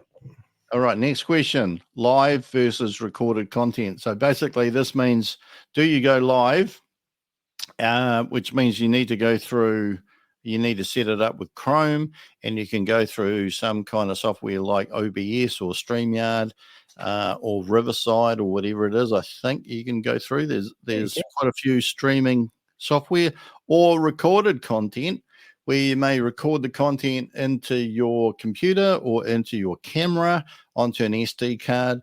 and then put it into something like a DaVinci Resolve, a Premiere Pro, or iMovie Final Cut Pro, and edit it. What do you think, live or recorded content? Well, if you want the best ping for your, I think the more work you do on a video, the more visits you're going to get looking at your video. So, for example, I did a live last night on this Rob Buster guy, without a T, it's a Busser guy. And then I went and managed to get the raw video that was recorded. Like this meeting that I'm doing right now with Rob is actually recorded on StreamYard, and I can go download the file later on, even though it's been streamed on 8 different places. So I put that video into what I'm on a Mac, and I paid $500, and I bought a piece of software called Final Cut Pro. So I dragged that video in there. I tourniqueted it a little bit. I got rid of the start. I put my proper music underneath it, and I also put my little pop-ups every now and again. I have some presets, and I made a little bit of a intro for it, and then I've saved that video as a 4K video, because I think 4K videos, even though I recorded it at 1080, I can still save it as a 4K video, and then I re-uploaded that to internet, and it goes into a different area. So my lives will pop up on my live area, and the still videos, as I call them, and I will probably get more viewers on the still videos over time. But at once upon a time, anything that was still pre-recorded and uploaded used to get maybe a third more traffic, and it would get out there. I don't know if that was because of the audience I had, but I just found the live stuff didn't quite get the traction that my still videos would got. But then I also got my life back. And I think that when I went lives, I had to start grooming my audience, into expecting that we've been going for 1 hour and 25 minutes at the moment. Everyone will tell you that is too long and you're going to lose people. But I've got people we've got 18 people in here at the moment. We started with 11, and now we've got 18 people who are watching us. So I personally think you need to do both. So what I'm doing at the moment, I'm doing lives, and then I'm getting my lives and I'm chopping them up into videos that I can upload as stills. So both. Yeah, I'm just having a look at what the AI says. Live streams can foster real-time engagement, while edited videos allow for polished content. And you can do both. So you can do a live, and if Danny could be bothered, what he could have done, or maybe is already doing, is that he could be recording this locally on his computer, or he could download the full live once it's done, and then slice all the fat out of it, and anything that he doesn't want, maybe even remove some whole questions out of it if he thinks they're a little bit dead or slow, or not giving that much value, and then upload a more condensed video. So you can do both basically at the same time. You definitely get better quality if you record it and then edit it on some kind of software, but there are advantages with live. One is they're a little bit more challenging if you want to push out your comfort zone. If you want to learn how to engage with the audience, then they're definitely the way to go. But you can engage with the audience with an edited, recorded, uploaded video as well, but it's a different way. You're more engaging through the comment section later after the fact rather than live. Danny going live, he has the ability to have, like me on the screen, he has the ability to have another person who's from a remote location on, but of course you can do that on a recorded video as well. But the advantages is more engagement. The disadvantages is you can have every technical issue known to mankind and then some. For example, YouTube can play up the stream. It's reliant on your broadband, your video being okay, your audio being okay, everything was plugged in, and also actually relying on a little bit of feedback from your audience in case something goes wrong. Sometimes you don't know about it. Also, you can see I'm playing around with Rob at the moment. I can choose different looks. and this is something you learn to do. Like when you're editing, you'd have to do a lot of this in post edit. But I've played around with the screens here. I can, and I can do a lot of different things. So if I was to share a screen right now, where Rob's gone, I've got all these preset things ready to rock and roll, which can be quite good, but also very distracting. So right now, what I do is I come along here, notice that lifted up a little bit, and I've got some presets ready to go. So I can put us in a nice wee screen like this. I can put our box that you've already seen. I can put us in a different look if I want. I can bring up, screens like this if I want. So I can play around with different things in real time, and then you don't have to edit it later on. And you might spend half an hour thinking, I want to put Rob in a little wee screen, and then you have sound problems, and it's just quite good to have, a lot of options, really, if that makes sense. That's why I like doing it live. I do agree, actually, because if you've got something like I've got a Rodecaster Pro here, so you've got all your sounds on and all that kind of stuff, and you can kind of have a whole show going on as long as you master what those sounds are. You put in the sounds that you want, that you're going to use, and also like you interact with the camera or things like that. Or even like the microphone, however it is that you want. So you do have a lot of options by going live. Just one of the things, because we're not really talking about software, but I'll just drop one thing in. iMovie is the free editing software that comes with a Mac. I have actually found that even though I have Final Cut Pro is really complex, and I can do almost everything I want on iMovie, and it's free, and you actually learn to get quite good at it. Here's the next question. Using your own viewing habits, I'll rephrase that. Do you use your own viewing habits, or do you have a look at how you view YouTube to influence how you use YouTube for your own content? I don't know.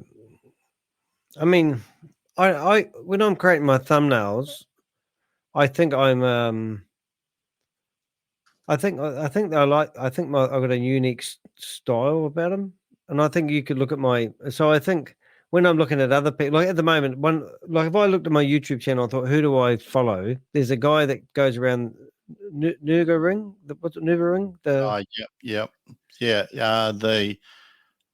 Nuremberg. No, it's not. I can't even think how. The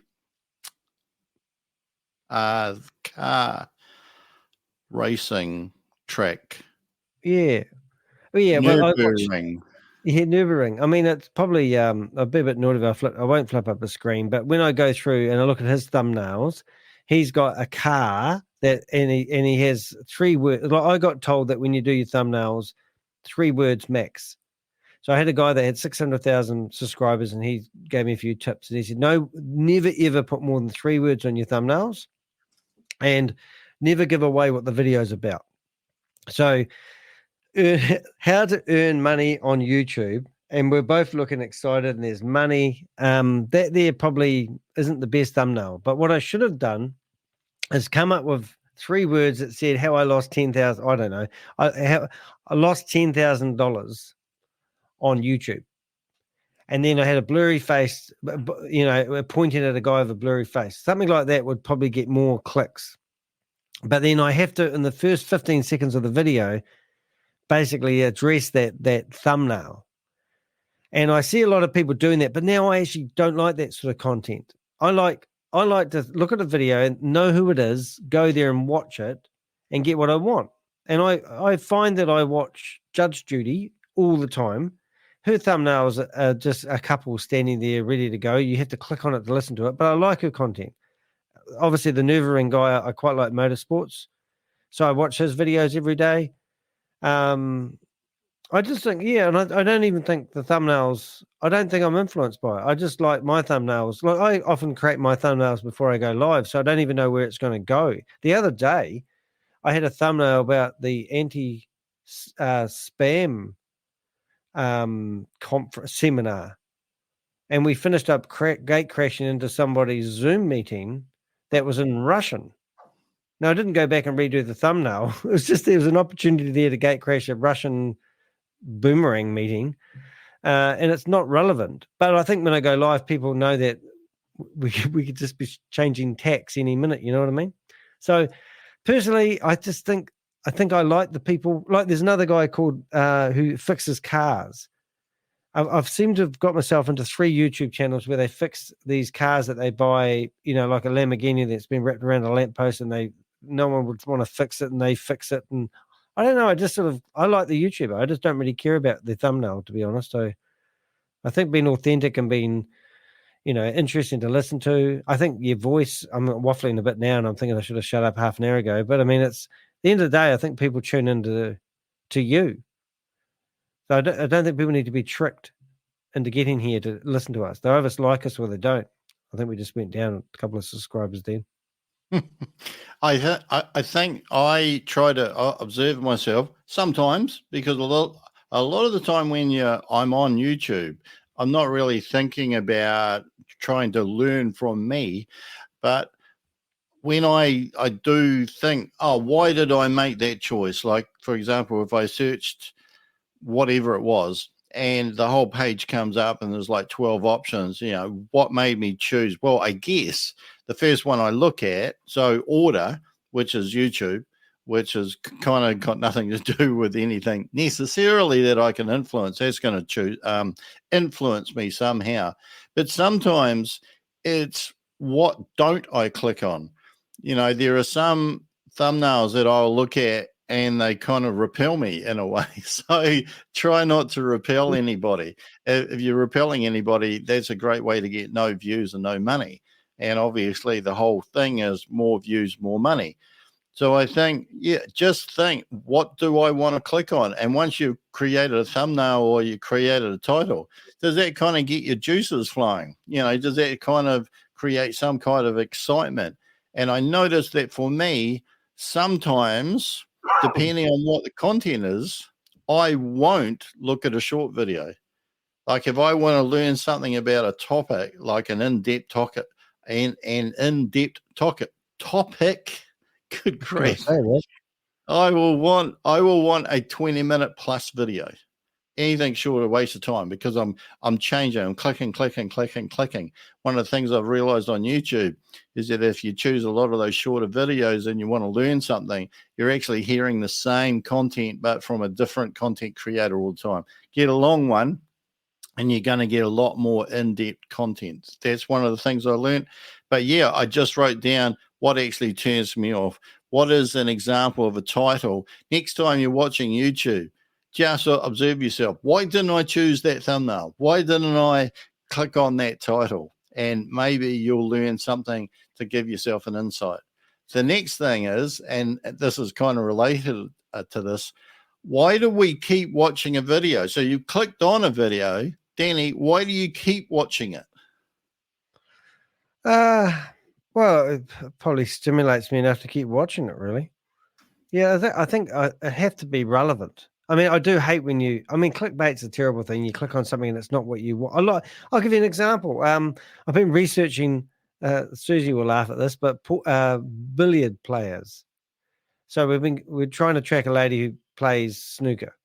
And now I got thrown a video the other day, today, and it's 2 ladies having a hair pulling competition playing snooker. And they had, the title of the video was something like, the most shocking moments in snooker history.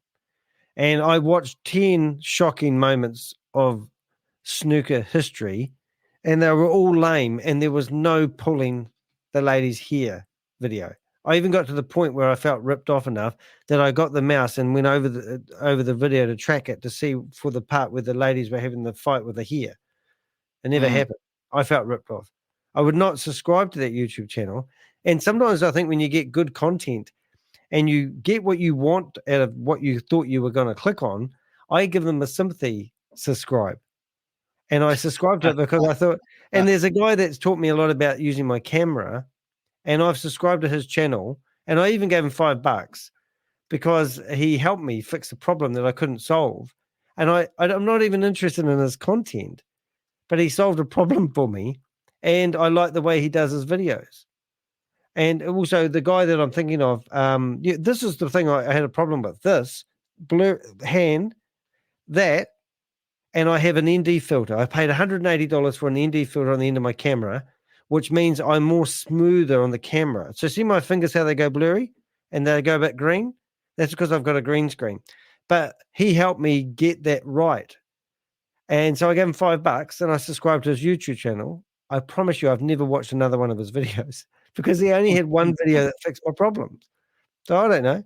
Hey, I've got 2 love hearts now. I think you did. Shirley did explain how I got the love hearts, but I still didn't quite understand how it worked. So who gave me a love heart just now? How did you do it?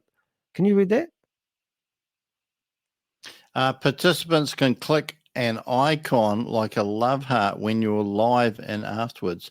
I think she could be talking about just to give you a love heart like encouragement. But what you're talking about, I haven't kind of worked out exactly what you're talking about. Can you not see the top of so at the moment it tells me, I know what it will tell me. So at the top of my screen, it tells me that I've got 12 people watching me on what do they call it? X. 5 people are watching me on YouTube. So we've got 17 viewers. And then, it's coming from Facebook.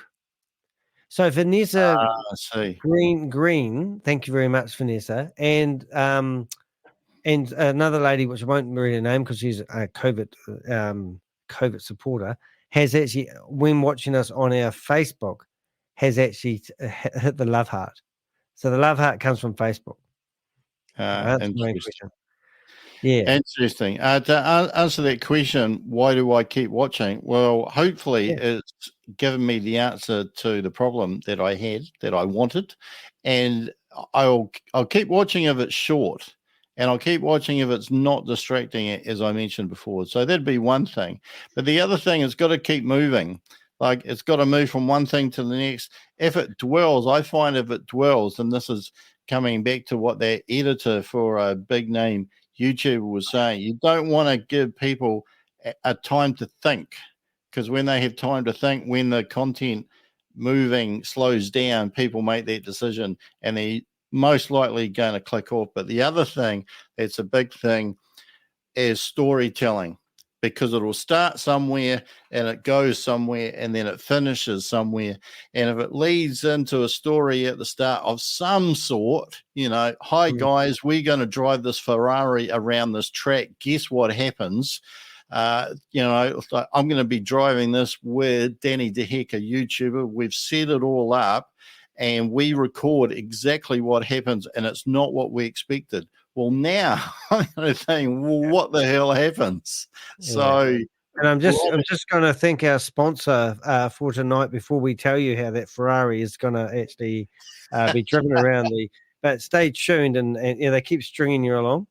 Yeah, and that sponsor message might go on for a minute and be as boring as shit, but I'll stay there because I think, what does happen?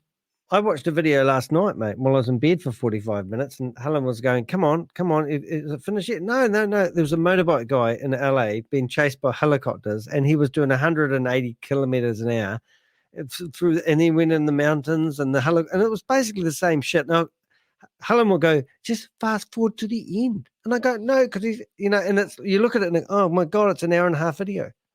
But I sat there and watching this thing. Journey, it's not the destination. And that's how it can work sometimes. So here's the opposite question. Why do we stop watching something? Gotta go to bed. Yeah. Why did we stop watching something? Well, some of it, like my car fix-it ones. I've watched 3 different car fix-it guys. There's the guy that fixes these cars out on the paddock, and he doesn't have the flash garage, And he's sort of like, I can do it. You know, I went to the mechanic. He was going to charge me $30,000 for this. I reckon we can do it for less than that. And he's working out in the paddock, fixing, you know, sports cars. That fascinates me. But then every now and again, I think, I'm a bit bored of this now.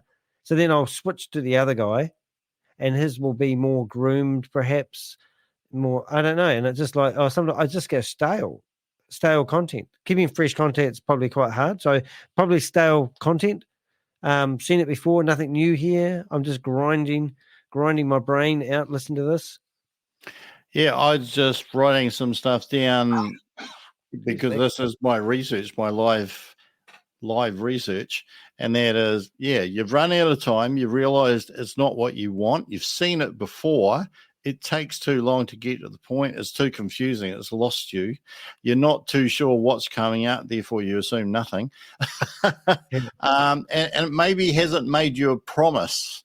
It hasn't handed you something to create some suspense that will hold you in to the end. There's a girl, I think she's either American or Canadian, and she does heaps of shorts, and it's quite amazing. This girl looks like she's only 12, but she must be about at least 18 or so. She's got a whole team around her, and they come up with ideas for shorts. They go and film the shorts as best as they can, and they're probably quite long, even though a short has to be under a minute. They'll actually film for quite a lot longer than a minute. And then when they're editing it, pardon? She's the kitchen girl. I can't remember what she does them on at all now, but I can remember she's got long black hair. That's about it. Yeah, I think she burnt her mum's kitchen down or something like that, and she started cooking cookies, and she videoed them, and she's got like millions of people watch her shorts. Is that the one? Yeah, she's got huge followers. Yeah. I think Colin and Samir interviewed her. Colin and Samir are these two guys who interview a lot of people, and they also have a lot of tips around how to produce better content. But they interviewed her, and one of the things is that when they go through and they edit the clip down into the short, they're all thinking when they're watching it, at this moment, at this second, at this group of 2 seconds of content or 3 seconds of content, have I lost interest enough to turn off? And if I have, they cut it out. Yeah. So it's edited. I can't think of the word, but it's edited so tight that the content's just moving. It's over, and now you watch it again because it's so tight. You probably missed something, and so you will let it run through again. So that's one of the reasons why I might turn off. And of course, if people turn off, then they're not going to come through the next ad, or they're not going to watch through the next ad in the body of your material to get to the other side, etc., etc., etc. Quantity versus quality, or both, Danny? I think quality is very important. Sometimes I think I should go through and kill all the videos, because there was a point where my videos started going to 300 or 400 views instead of 1,000 or 8,000 views. And in my heart of hearts, I think that if I went through and got rid of a lot of the crap that isn't performing, it may actually help the health of my channel. But I kind of have to stay true to what I'm doing, and that is leaving an archive of all these guys on there. So when I was in the New York Times, 3 days before I got the New York Times, I got copyright strikes because I had content on there that wasn't groomed like I have it now. And I literally had to delete 80 or 100 videos that could have had the same fate, and I would have lost my YouTube channel. I think when I did that, then I was in the New York Times, people were going to my YouTube channel going, well, where's all the good videos? And I think that hurt me a lot. So now I'm sort of thinking, well, I should perhaps, I don't know, do I get rid of some of my videos? Will it help the Google algorithm go back up again? All this sort of carry on. So I don't really know. But when I saw a YouTube channel from this Rob Buster guy yesterday, and he had 1,600 videos and only 1,100 subscribers, I don't want to be, I think every video stands on its own merit, because the other day I got one that had 1,000 subscribers, 1,000 views, and it restored faith in what I'm doing. And then I suddenly realized to myself, maybe it's not the amount of videos, but it might be the timing of what I'm doing my video on, and whether I'm in the school of fish. I've always talked about schools of fish, and you feed them. They have a feeding frenzy. If you manage to get that formula right, I don't think it matters if you've got, 10,000 videos on your YouTube channel. I think you can produce a one-off video that goes crazy regardless.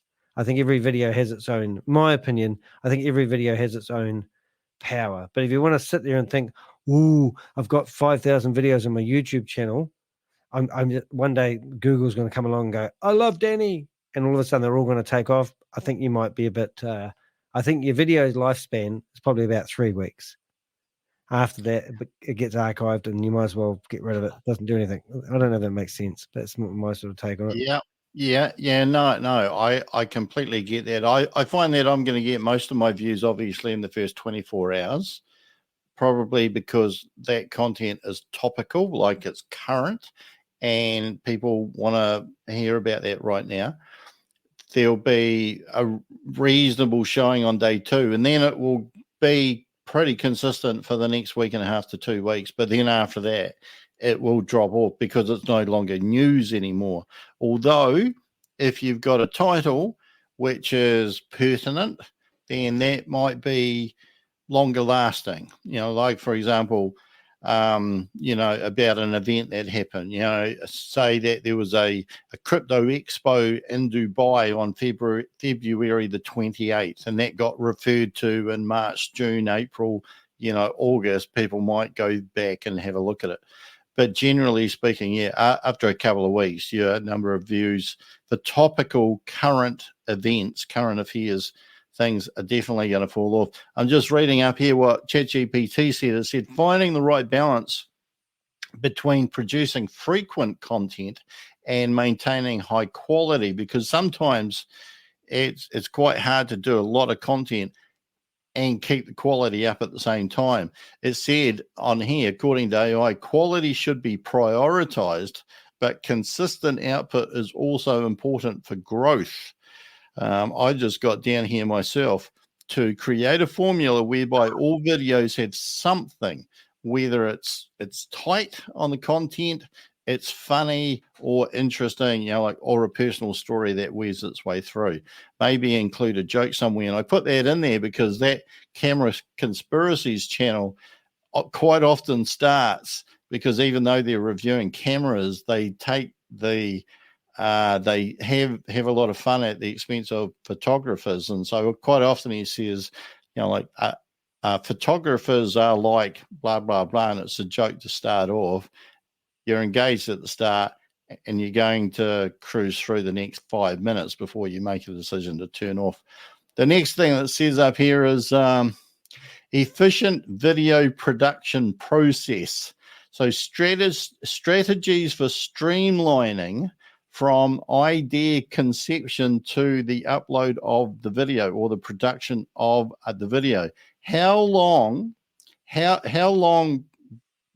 well, just tell us, Danny, what do you do first? Do you come up with the idea for a video and then you produce the video? Or do you schedule, I am going to do a video at such and such a time, and then you think about what am I going to talk about? Yeah, good question, Rob. I'm buying time, looking for the answer for that one. I think I think I'm starving for ideas all day long. And I think when I have one, I go with it. And then in my head, I'm trying to build how to make that into, I think we got taught when we went to our speaker training it always is about a template. If you were doing a 2-minute speech, you would have a beginning, a middle, and an end. And so if I was going to do a video, like today, I woke up this morning, I had a bit of a run-in with a disgruntled person that I was, given a hard time to. And my brain went into, right, I need to produce a video straight away and then I'm thinking, how am I going to do this? I'll need 10 bits of evidence to prove my point. And on my head, I'm thinking, where would I get that from? And I've got this, I've got that, I've got that. And then I thought, I will use the video that I've got of this guy. And then, before I knew it, I'd built in my head the whole, what that video is going to be about. And then when I'm designing the thumbnail for it, I'm also thinking about how is this going to tie into the speech. And I think I actually build the speech in my head, or what it's going to be about. Like, let's use Rob Buster, for example. So my go-to was to, first of all, find a good photo of him. And I did. I found a nice photo of him. Then I thought, well, I'll go to his YouTube account, have a good look through that. Hello, Scully. We see you there. And then I thought, I'm going to open up every bit of social media about him. I went to ChatGPT. I asked about him. Then I went to his Twitter. I looked to see how many followers he had. And then I basically knew. And then I looked at it for 24 hours. I got distracted by doing another video. Come back 24 hours later, reopened up everything I did. And then thought, oh, thank goodness I didn't do this yesterday, because I now found out more information about him. And I thought to myself, oh, I forgot about his Facebook. And then I found he had while I was doing the video, I found that he had 2 Facebook accounts. So then in my head, I weren't prepared for that. So I had to sort of ad lib, and it could have all gone wrong. But it didn't, but it could have. I don't know. So I think it's a good question. It's like, how much preparation goes into a video? Do I sit here and I don't really? And I think that's what I like about the live. So if I met you in the supermarket and I bumped into you, Rob, and I started looking into your trolley and I saw that you had 10 bottles of red wine, I might say, oh, yeah, you've got a party going on there. And then you go, no. Oh, you're going home to drink those alone now, yeah? You've got a bit of a drinking problem. You sort of have to think on your feet. And I think that's what I like about doing these lives. When we've been going for an hour or two, like we have now, we seem to be better at speaking. We're more relaxed. I wish I could get this right out of the gate and just be relaxed and feel good, because this is where it gets good. But the day I can just sit in front of the camera and light up the mic, go live and talk about any topic and be prepared mentally and versed on what I'm talking about, and not having to prepare mentally, because you can't just go blah. I think it's the same. So right now I see George has popped into the room, Scully's popped into the room, Susie's here, and we've got 19 people in the room at the moment, and here I am waffling about nothing. But I like to think I can think on my feet, and I'm prepared for whatever might be thrown. Now, Bob's here, George, Bob, whatever your name is, Tugman. He might say, there's a meeting live at the moment.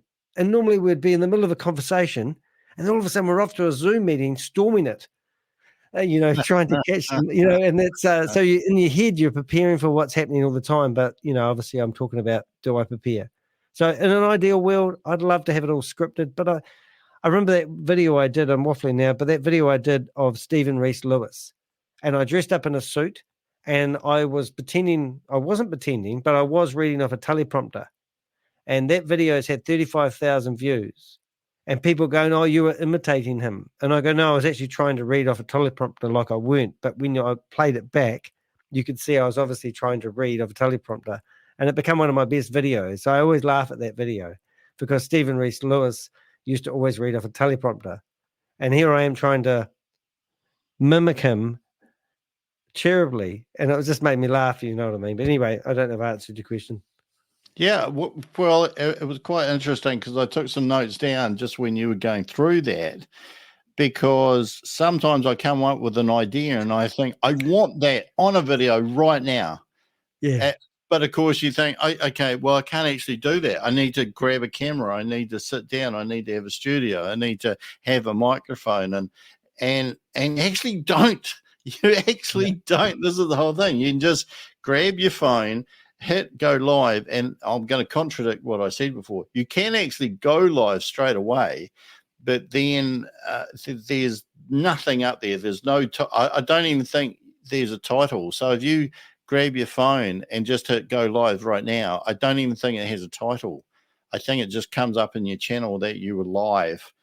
But one of the things that when I was writing this down, I'm thinking and I'm listening to you at the same time, is that when you go live, and you may think, well, I'm going live at 6 o'clock. And from the beginning of the day leading up to 6 o'clock, unless it's 6 o'clock in the morning, you're just thinking, oh, I could talk about this. An idea pops in your head and you write that down. And then another idea pops in your head and you write that down. You've got these little pieces of popcorn, and they're very shallow. They're sweet, right? They're little morsels. And you just throw that out, and then you go to the next one and you throw it out. So it's quite superficial and it's engaging. You're not too sure where you're going to go, as you say, and you're speaking about it impromptu. But if you have an idea and you actually spend a little bit of time formulating it, then you can go down. Like, for example, if you were going to talk about helium balloons. So if you just had the idea, like you went to some show and they let 1,000 balloons go off, helium balloons go flying up in the air, you might think, oh, okay, well, that's quite fascinating. I could have a shot of the balloons going up in the air. I could have a shot of a helium canister blowing up the balloons. How does helium rise and all this kind of stuff, which means you're talking down the topic. Whereas if you're going to go live, you might talk across the topic and do something like that. So the other thing that you could do, I thought, is you could actually, one question here, which is raised from this, is, do you think you should do, if you've got a big topic, so let's say helium balloons had 10 aspects of it, do you think you should do a video, if you want to make the most money on YouTube, by doing one video that covers all 10 aspects, or 10 videos that covers one aspect each? Yeah, well, I ain't got that. I'm not patient enough anymore. I think you should do 10 videos, and you should have, well, okay, so I had this scammer that's trying to sue me in the New Zealand High Court for $3.8 million, right?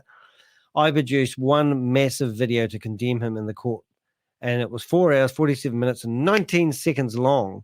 And everyone said, oh, man, that's that, like if we went to court, that even my lawyer said we'd have 10 hours of video footage to watch. And I said, yeah, but that's a cornerstone video, I said.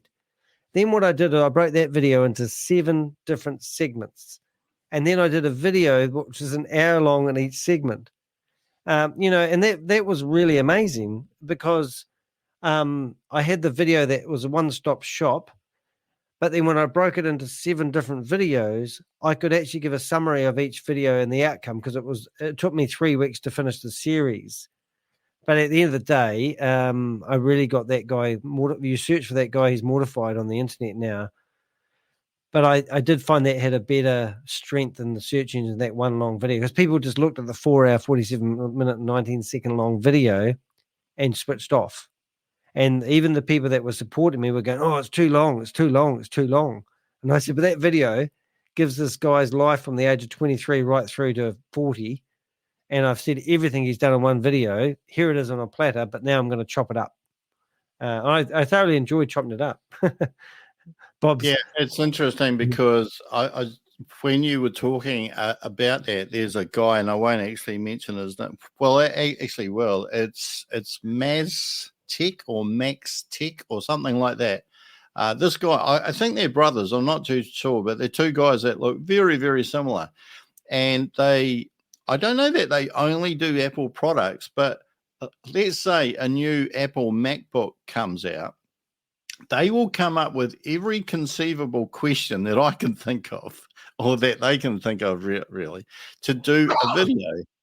And so you might have on Monday, it'll have about all of the specs or the first impressions of the MacBook. The next day, it'll have comparing the MacBook to another computer. The next day, it'll have comparing that MacBook to the previous MacBook.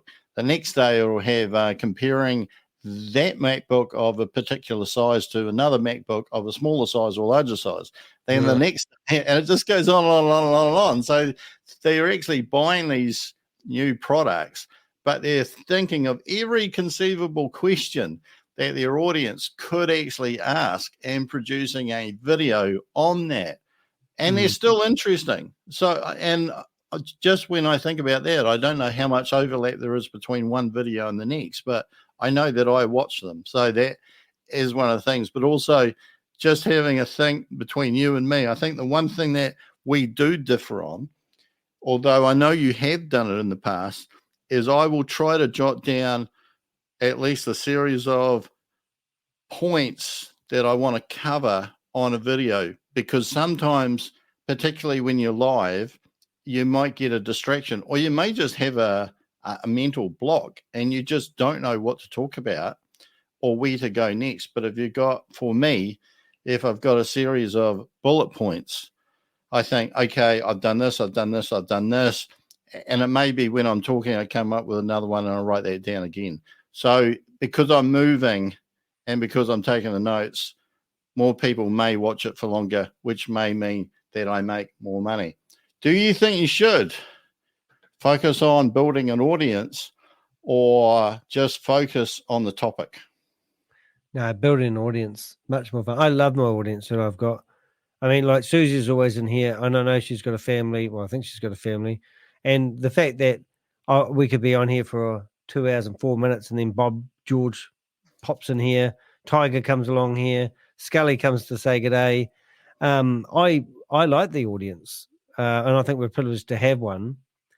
And when like when we're working as a team, I mean, like, yeah, I think the audience is most exciting. So the question was building an audience versus focusing on topics. I think, well, you kind of have to have some topics. Like when I went on the Rob Buster topic. Now that video is never going to get any traction because he's nobody. But I did that video because it was easy to do. And yeah, it was a sort of a no-brainer, but it's not really as good as doing a topic on Sam Lee. Like Sam Lee, I can go crazy, tons of content out there. If I get any update on Sam Lee and do a video, I'm normally guaranteed to get, probably 4 or 5 times more viewers than I would some person that I'm busting. You know what I'm saying? So it's like, yeah, if you have and if your topic is, like at the moment we've found out where Jarvis lives.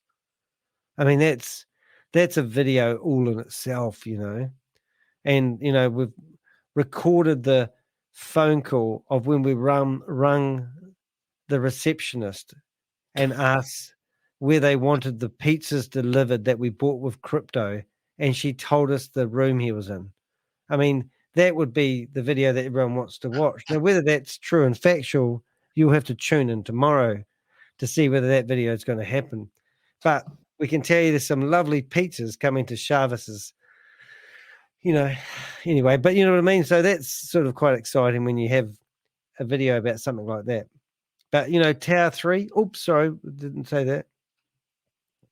Yes, I think just hearing you talk there, I was thinking about probably if you want to maintain your audience, because the advantage with maintaining your audience and growing your audience is that, every time you go live, you're probably going to have that core audience that are going to watch every video. And if you're kind of branching out left, right, up, down, or whatever from that core topic, then you're probably going to net in more people into that core audience. And I do know that at the start, I was kind of guaranteed 100 views per video. And then after a while, you get a few more subscribers, i.e. your audience grows. And now you think, well, every time I go live, I'm going to get 120, 150. And then at some stage, I was pretty sure that every time I go live, I'm going to get 300. And then for a while there, it was 500 plus. And I realized that kind of stayed the same until I decided that I needed to take a break for my health because I was getting so tired. And you're back. And then you're finding that you're going to have to build up again if you want to get back there. Because audiences are obviously creatures of habit. And when I was doing those shows at the same time, I think I could go on live and within 60 seconds, I had about 12 to 15 people that were live on there. And then after, like another 5 minutes, not at the start, but after a little while, I had about 20 to 25 that I could rely on. And occasionally you get a lot more, and occasionally you'd get less. But it's just whether or not you want to stay talking about the same topic or not. So there are definitely advantages, but then, what kind of channel do you want? Do you want to spread the topics around? If you do, you're not guaranteed that audience is going to follow through, particularly if it's live. Just another question for you. What do you think you've done that definitely does not work? Doesn't work. Yeah, probably going after people that are nobodies. Like we literally chasing somebody who's a multi-level marketing promoter who's got no name, who's nobody, is just a waste of time if you were looking for traffic. And it's sort of regurgitating the same thing. I mean, I'm looking at CoffeeZilla on my iPad here. He's laying on the floor. He's got, no words on his thumbnail. And he's got, caution tape behind him. He's going to get, 50,000 people looking at his video as soon as he drops it, and that's pretty clever.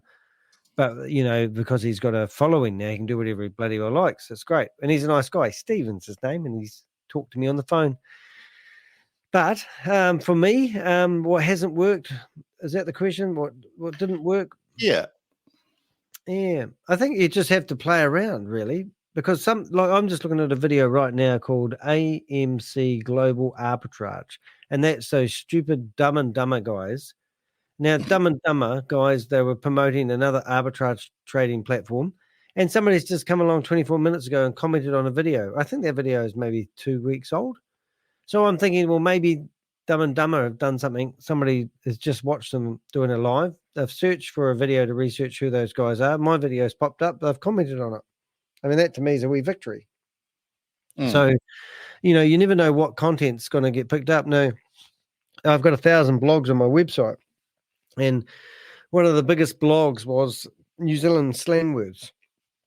It used to bring in 40% of my website traffic, the one blog. And I think this is like fishing. So you never know when things, and also the algorithm, whatever it is, changes. And one video that might, like I got punched in the face by a 14-year-old and a 16-year-old a couple of months ago. I put it on TikTok, and within hours, it went up to 1.5 million people viewed that video. So then I put it on Instagram. It's up to 1.9 million views, the same video, but it took 3 weeks to get there. And then I decided to put it onto other platforms, and it's evergreen content that just goes off. But when I put it onto YouTube, I got 5,000 views. But I mean, if YouTube decide to change something in the algorithm, whatever, then if I don't have a variety of different types of content on my YouTube channel, I could be, lopsided. So that when I'm producing my content, like if I do like this video, I will find the funniest part of this video, or the most shocking part when we release where Sharvis Anwar lives in Tower 3 in Dubai. And if you want to know where it is, and I take that clip and make it into a short, then I'll put that on the top, and then I'll link it to this video, and I could get an extra 100 people looking at this video. As I said earlier on, you could chop this video into, 15-minute segments if I wanted to. We could chop this into the 20 questions that you're asking us at the moment. I could make 20 videos out of this, and each one of them could get 150 views. But I think I might lose my audience after a while, because they will kind of go, oh, is this one different than the last one? Oh, it's the same video. I've already watched this, and he's chopped it up. Mm-hmm. So maybe they won't explore my YouTube channel. So I try personally to have unique videos. Everyone that you watch, is lives and still videos. And each one is its own story. I like to create stories. So I don't know if that answered the question. What doesn't work? Yes, essentially. Yeah, like what have you worked does not work. And I think basically that if you move too far away from where your audience are, you're going into a pond that you don't really know that any fish are swimming in. And you're hoping that some people, I guess, like, and this doesn't happen, that you do have some loyal viewers that are going to watch anything that you put out. But if you move too far, like if you're, like for example, that guy who drives a car around Nürburgring, if he were to put a video out about him going fishing or on holiday or relaxing at the beach or playing with his kid, then maybe because it's a personality thing, you might watch that and find it interesting. But if you were watching his channel because you're only into cars, then if there's no cars, there's no value for you. So that's one of the things that I was actually writing down as well, that when I've gone and done a video because I want to do it, but it's not necessarily in line with the people that have subscribed to my channel, that maybe if I want to move there, I would do, okay, so here's my core topic, and I may just slowly move into another topic and see who follows and even whether I grow it. But there's no guarantee that anybody's going to follow you in there. So there was one other thing too, which happened to me, and I will explain it. There was a guy that who offered me a lot of advice, and I'm just trying to look at his name. It's probably not important I say his name, but he actually ditched. He went after CoffeeZilla and challenged him. The guy had 600 viewers on his YouTube channel. And long story short, basically, I used to think this guy was busting Ponzi schemes. In fact, he was one of the very first videos I actually watched. But because he went and supported a day trader that was obviously a scammer and then outed CoffeeZilla, he got mortified by CoffeeZilla. I just, all of a sudden, Cornelius, can't remember his name. I just thought, I don't want to listen to this guy's content anymore. And I think we could do that too. Like, you've got to have a listening ear to your audience. And if your audience is continuously saying something and you're not listening to your audience, you will lose your audience because they don't have to be loyal to you. I think you have to have a listening ear to your audience. And if you piss off your audience, you could lose them in a heartbeat. I think I really like that. I've wrote that down. Your audience don't have to be loyal to you. I think we'll wrap it up with one last question, and I'm just having a look at probably the best one. What have you learned from the best YouTubers? The best? Who is the best? Well, I love Casey Neistat. I absolutely love his videos, and I'll watch his videos. And he stopped his videos, but he's done a marathon of videos. Yeah, and I sometimes, if I listen to what have I learned from other videos, the other YouTubers, is I get a bit disheartened because I see very cleverly done videos. Like, he's a brilliant. Like you've often said that he will, the videos that he produces, he uses most of his content that he records because he goes out to record with a purpose, and he record the pineapple tree and the pineapple falling off a tree and chop out maybe 10% of it and use that footage. And then he will methodically work out his whole video. So when I watch this video, I think, wow, but I don't have that much time to do all these editings and these wonderful videos. But I look at these videos and think, that's where I'd like it to go. I'd love to be able to have a team of people behind me who edit after we've done this video live, they take that video and they chop it all up into the bits and pieces, and they label it all and get rid of all the crap bits that we said and just make a decent video that you could watch on TV and enjoy it a lot more rather than all the bullshit in between. Because it's kind of like looking for a needle in a haystack sometimes when you're doing these lives. I watch other people's lives and I go, oh, for God's sake, this is boring as fuck. Why am I watching this? And you're trying to skim forward, trying to find the bit that you're interested in. That's why you probably aren't going to mention it when I have time, but your timestamps can be quite useful, because if I ever do a video that's long and I know it's boring, I'm talking to my audience that's here now, because there's 19 people listening to me talk. And I know that when people are listening to the replay, it's not an active audience. It's somebody that might be looking for a point. So if something dramatically happened here, say Rob punched himself in the face, then I would put a timestamp in when Rob punched himself in the face, and then people can go watch the exciting parts if they want to. Otherwise, it's just going to be a long, drawn-out video. And I can't ask people, look, we just lost a viewer now, but I can't ask people to sit here for 2 hours and 17 minutes and watch us talk about something they may not be interested in, with the hope they might get something exciting. So I try to, if there's anything exciting in here, I'll put it in a timestamp. And that means you can hold your mouse up and it'll pop up and you'll click on that part and you can go listen to that part. I don't have an answer to the question then, but it's 2 o'clock in the morning. I know. I think you did. And when you were writing that down, I thought, okay, so who are some of the best YouTubers that I like watching? And I put down Casey Neistat, Gerald Undone, and Mentor Pilot. Casey Neistat, I didn't even know what you would describe Casey Neistat as, but I'll tell a really short story. When I was trying to learn about YouTube and stuff, I was watching heaps of videos, predominantly on cameras, YouTube, and microphones. And I was doing my other work at the same time, so I had this playing in the background. And I thought I heard this name, and I didn't pay too much attention to it. And then I watched another video, and I thought I heard the same name. And so I replayed it. What is that name? And it was Casey Neistat. And I thought, I wonder how you spell that. And I hadn't really heard of the guy. But what it was is these two really good YouTubers referring to, well, Casey Neistat is the GOAT. You know, he is the greatest of all time for YouTubers in terms of what they were saying. So I went and had a look at Casey Neistat, and I saw this guy who was pretty random.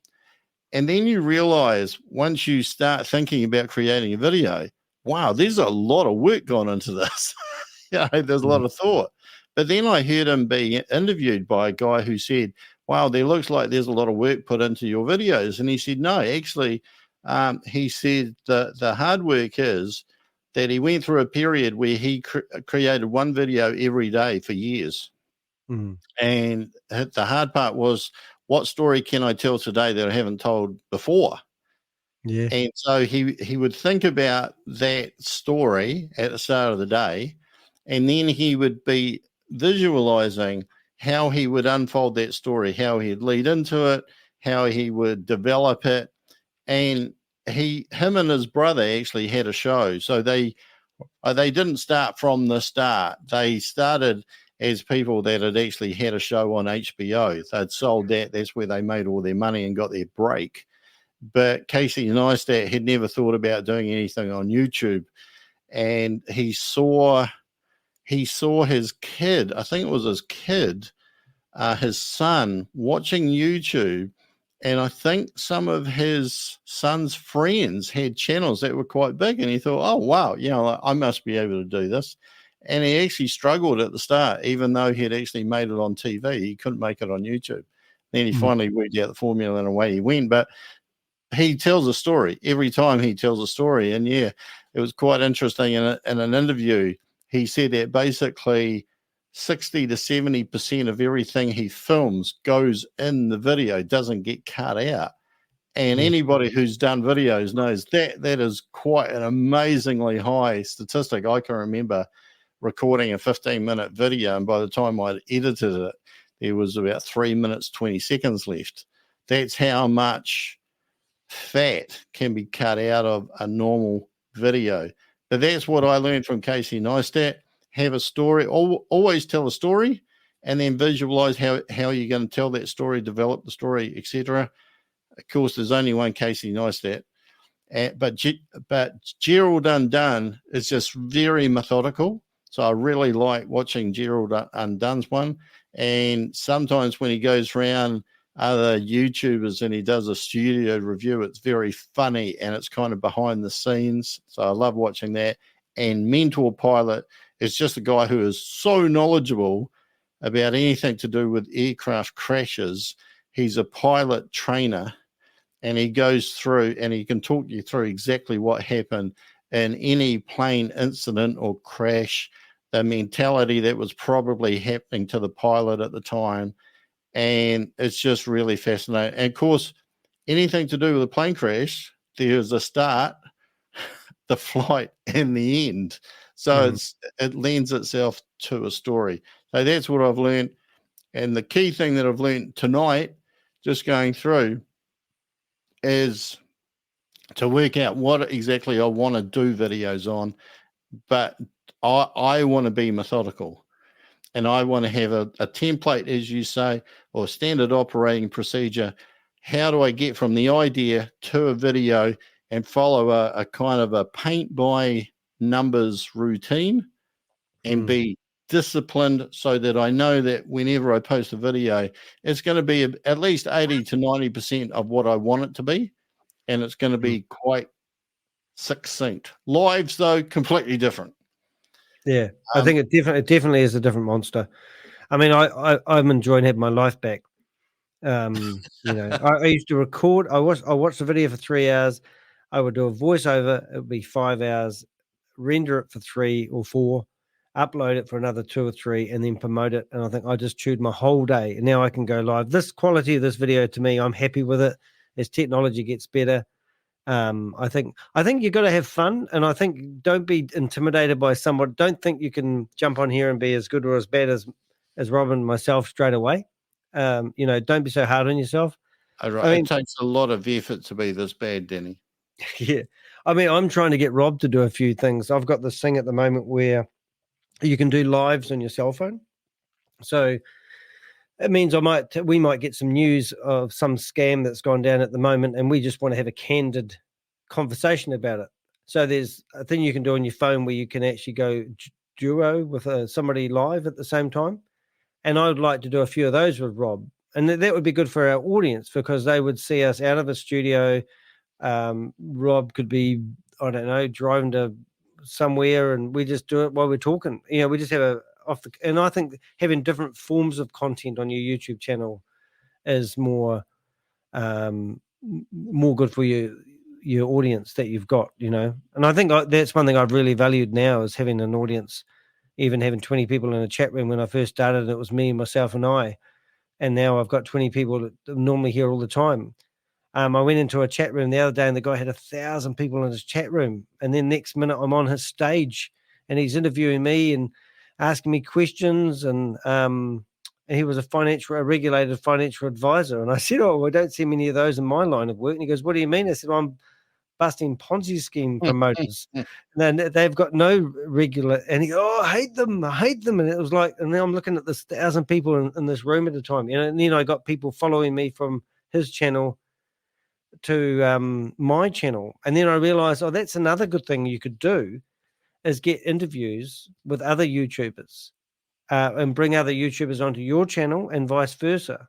You know, get yourself out. There's something that I've still got to do, you know. There's lots of different angles you can do.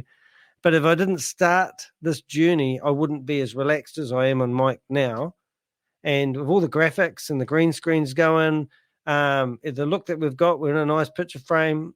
Everything's pretty cool, but there's always room for improvement. So you just keep going. I think that's me waffling on. I'm done. You done? I'm done. Done. Hey, that's cool. Well, thanks for tuning in. We can play music.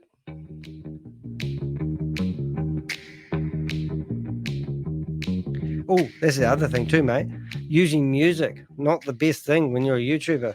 That music that you hear in the background right now is actually licensed to me. And every now and again, YouTube go, you're not allowed to use that music. And I have to prove that I have a license to use it. So that's a different conversation. So, yeah, no, good one, guys. Hey, thank you very much for tuning in. Now, Rob, if you don't know Rob, I've actually got shortcuts set up. I just need to go YouTube and then go, what's your name start with? R. And that's Rob's YouTube channel just popped up in the chat box.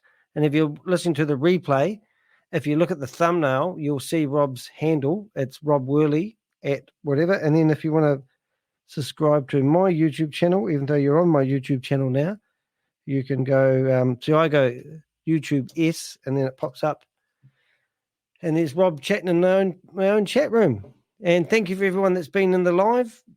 Do like and subscribe because if you don't, we'll hunt you down. We'll find you. Yeah. All right. Thanks, Rob. You're awesome. You too, Danny. And look, just what a challenge to people out there.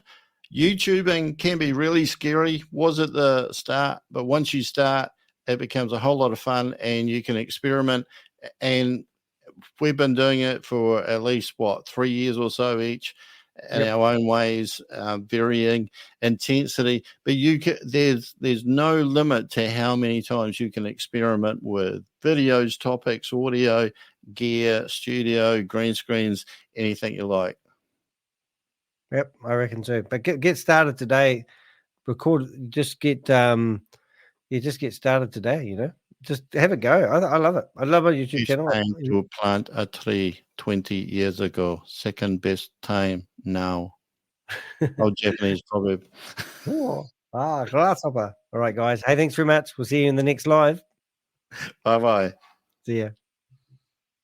You've been listening to Danny the Heck, aka the Crypto Ponzi Scheme Avenger. Thank you for getting to this end of the podcast. Hope you've enjoyed it. Feel free to search me out on the internet. Just search for Danny the Heck. You'll find me all over the place. I have an awesome YouTube channel which I do videos every week. So just go to youtube.com/theheck and you'll make my day. Hey, thanks for listening, and please do make sure you subscribe. And any comments, feedback, or suggestions, find my website and send them through. Have a great day.